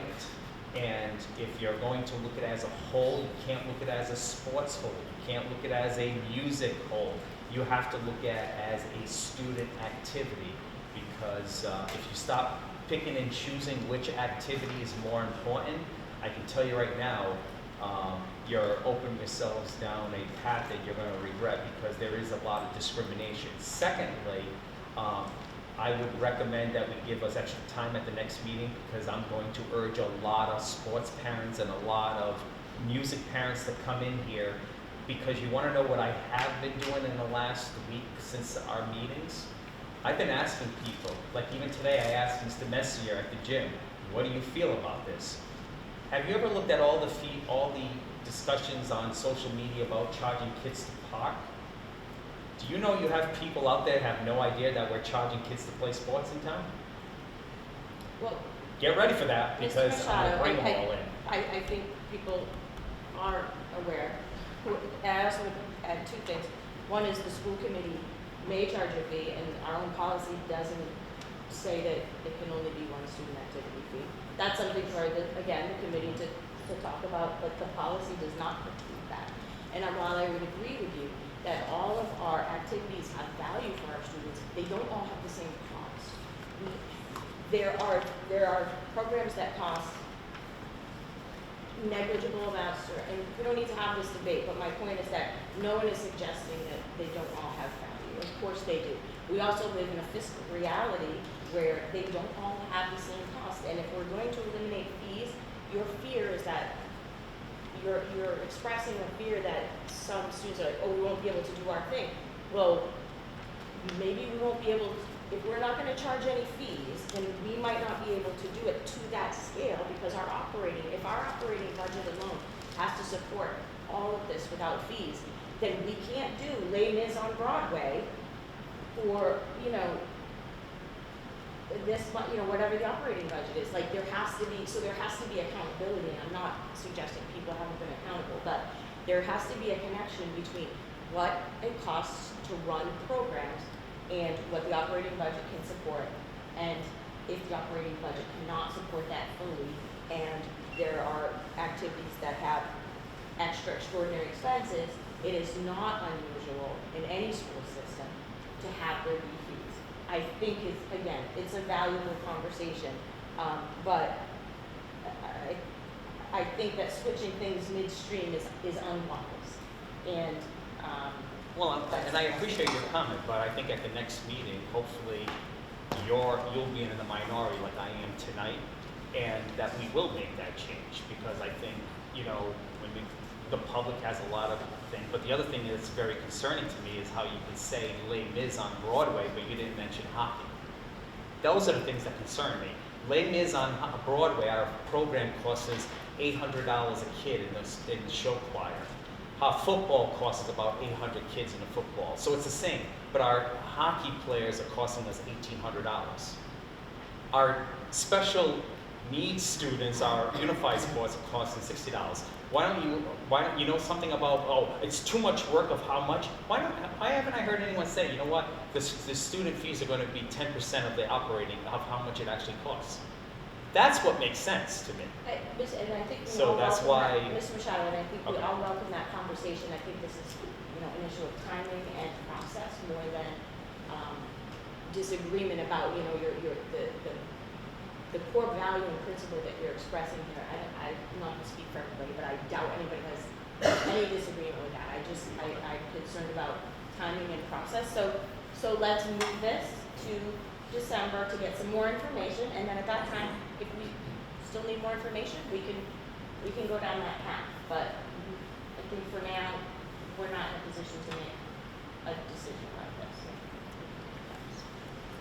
All right, moving along. Topics not anticipated by the chair 48 hours in advance of the meeting.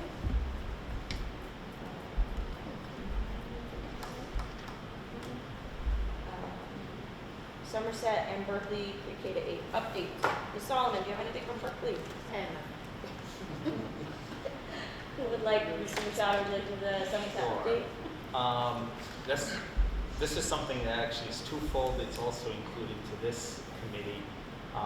But last meeting we had a new student representative, Ben Carville, actually our school committee member's son.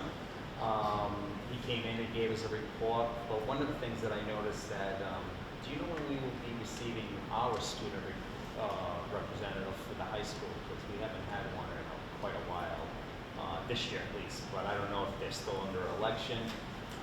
So if we could put that on our agenda for next meeting. Budget timeline, we discussed just as we did tonight. We also, as we did tonight, we also discussed MCAS, the members that did, they gave us a recap. Speaking about recap, town meeting, most of you were there. The town elected to put a new, or assign a new SRO to our schools, and I believe one is now strictly in the middle school, and the other, that new individual, maybe in middle school or something like that, and the other one is doing the rounds through the middle school. We did speak about a building committee update, just quick information. We're working on a new design. We're having interviews tomorrow for the construction manager. So that is moving along. Hopefully we'll be under budget, or close to budget, but one of the things that we're very proud of is we're trying to avoid touching any programs. The only difference right now seems to be we will have no fields, and also the auditorium is no longer going to be there. But also we did make some changes indoors in the art department that will probably work better. But time will tell, and we also are meeting with the MSBA regarding our educational plan. I think that was it. Did I miss anything? No, we just did second readings. Oh, I know, not second meetings. That was it. Thank you. Great, thank Can you. I ask one question? On the plan, the new plan, are you leaving like a spot where the auditorium would go? No. So you just. No, one of the things, even like I mentioned at the last meeting, I don't think I could possibly support a auditorium any longer because it's like a $5 million additional fee, and the town already said no. But the thing that makes me a little feeling much better about it is we actually moved the stage from the auditorium to the gymnasium. So it's now what do we call it? Gymatorium. And we're actually putting a system where we're putting bleacher seats. In the auditorium right now, if it's about 450, or the way it was about 450 students. The actual gymnasium with the bleacher system, that's probably going to fit about 450 students. Plus, you have all the floor where you can fit another 150. So you could actually have a school-wide assembly now. So it actually works, in my opinion, works better. Also, maybe this wasn't correct that I said at the last meeting, the auditorium is only used a very small portion of the day, but I guess music uses it currently in our middle school. I think I was corrected in an email, but I also believe our new school will have music rooms. So we have music rooms that they could practice. Two. So obviously that might be a challenge for them. Victor, is there any plan for fields after? We're hoping that we're on the budget, or we may have to come back to the town, because obviously right now, obviously fields aren't going to be built right away. It's going to take 3 years, and then we're going to knock down the school. We'll probably have to come back to revisit, because then it becomes an operating expense where you're now moving students from fields all over the town. We did speak a little about it yesterday, south, but our high school uses south, and then they're also trying to get measurements, see if any of these fields, you still have to transport these kids, so it'll eventually add up. Thank you. All right, next item is action items for future meetings. I have rules and reliefs, user fees, budget surplus, Berkeley fees fund, if there's more information available. Budget timetable, same thing as information becomes available. Are there any other items that folks would like to add to tonight's agenda? We'll check on the status update on the student rep. Sure. We'll have that. This will be in place at our next meeting. Okay. Next, the consent agenda. So you can see that there are number two. So I think what I'm going to do is I'm going to entertain a motion to adopt the consent agenda. I'm going to remove and discuss individually item number 2, but ask that we entertain a motion to adopt items 1 and 3, A, B, C, and D. So moved. Second? A motion and a second. All those in favor? Aye. So opposed? So voted. And then I'll entertain a motion to adopt item 2 under the consent agenda, which is the donation of $300 from Richard and Claire Fenstermaker to Cafe and Hopes. So moved. Second. Motion and a second. All those in favor? Aye. Opposed? Abstained? Abstain. 1 abstention. The next item on the agenda is public input. Do we have any public input? I'll just throw out there, just to give everyone a heads up, I've been working with the One South Coast Chamber and the Mass Business Alliance for Education on trying to schedule a forum an online forum or summit on joint school financing, making meaningful investments to enhance teaching and learning. And so that's tentatively scheduled for December 9th. The intent, I think, actually came out of an idea that Mr. Schoonover made at one of our meetings at UMass Dartmouth. The importance of kind of educating school committee members, town officials, business leaders on the intent and purpose of the new funding streams coming through, and to give some examples of best practices on how school districts might be able to layer these different funding streams, use them to implement changes and new programs that districts want to do in order to, for example, institute early college and other programs. So it will be 8 to 9:30. It's a Zoom meeting. I don't have it confirmed yet for December 9th, but I figured this will happen before our next meeting, so I'll throw it out. Let's save the date, and we'll forward information to everybody. Great, thank you. Any other public? I just have two really short things. One is a shout out. Today is Education Support Professionals Day, so what we call paraprofessionals in this district. So I just want to recognize them and thank them for all the wonderful, hard, and will admit underpaid work that they do. They're a crucial part of our team, and we are very grateful for them. And the only other thing would be a reminder. I think the wellness fair is this Saturday, the 19th, from 10 to 2:30, right here in the gym. And it looks like a wonderful program, and so if anybody's still listening, I would encourage them to check that out. I know that a lot of hard work has been done on that. So. I'm going to add one more thing, if you don't mind. I think it's December 7th, Pearl Harbor Day, actually. Winterfest will be held here in town, and I believe Mr. Young is going to have a lot of the students, not only the K-8 students, but also the high school students performing throughout the whole day. No schedule's been out, but if they're available, come on by and watch the children. December 10th. December 10th, thank you. I was just looking at the calendar, I was thinking a Wednesday would probably not be. Yeah. December 10th. Probably. I'm glad. Thank you. Anyone else have anything? All right. And with that, I would entertain a motion to adjourn. So moved. Motion second. All those in favor? Aye. Opposed? So voted. Thank you, everyone.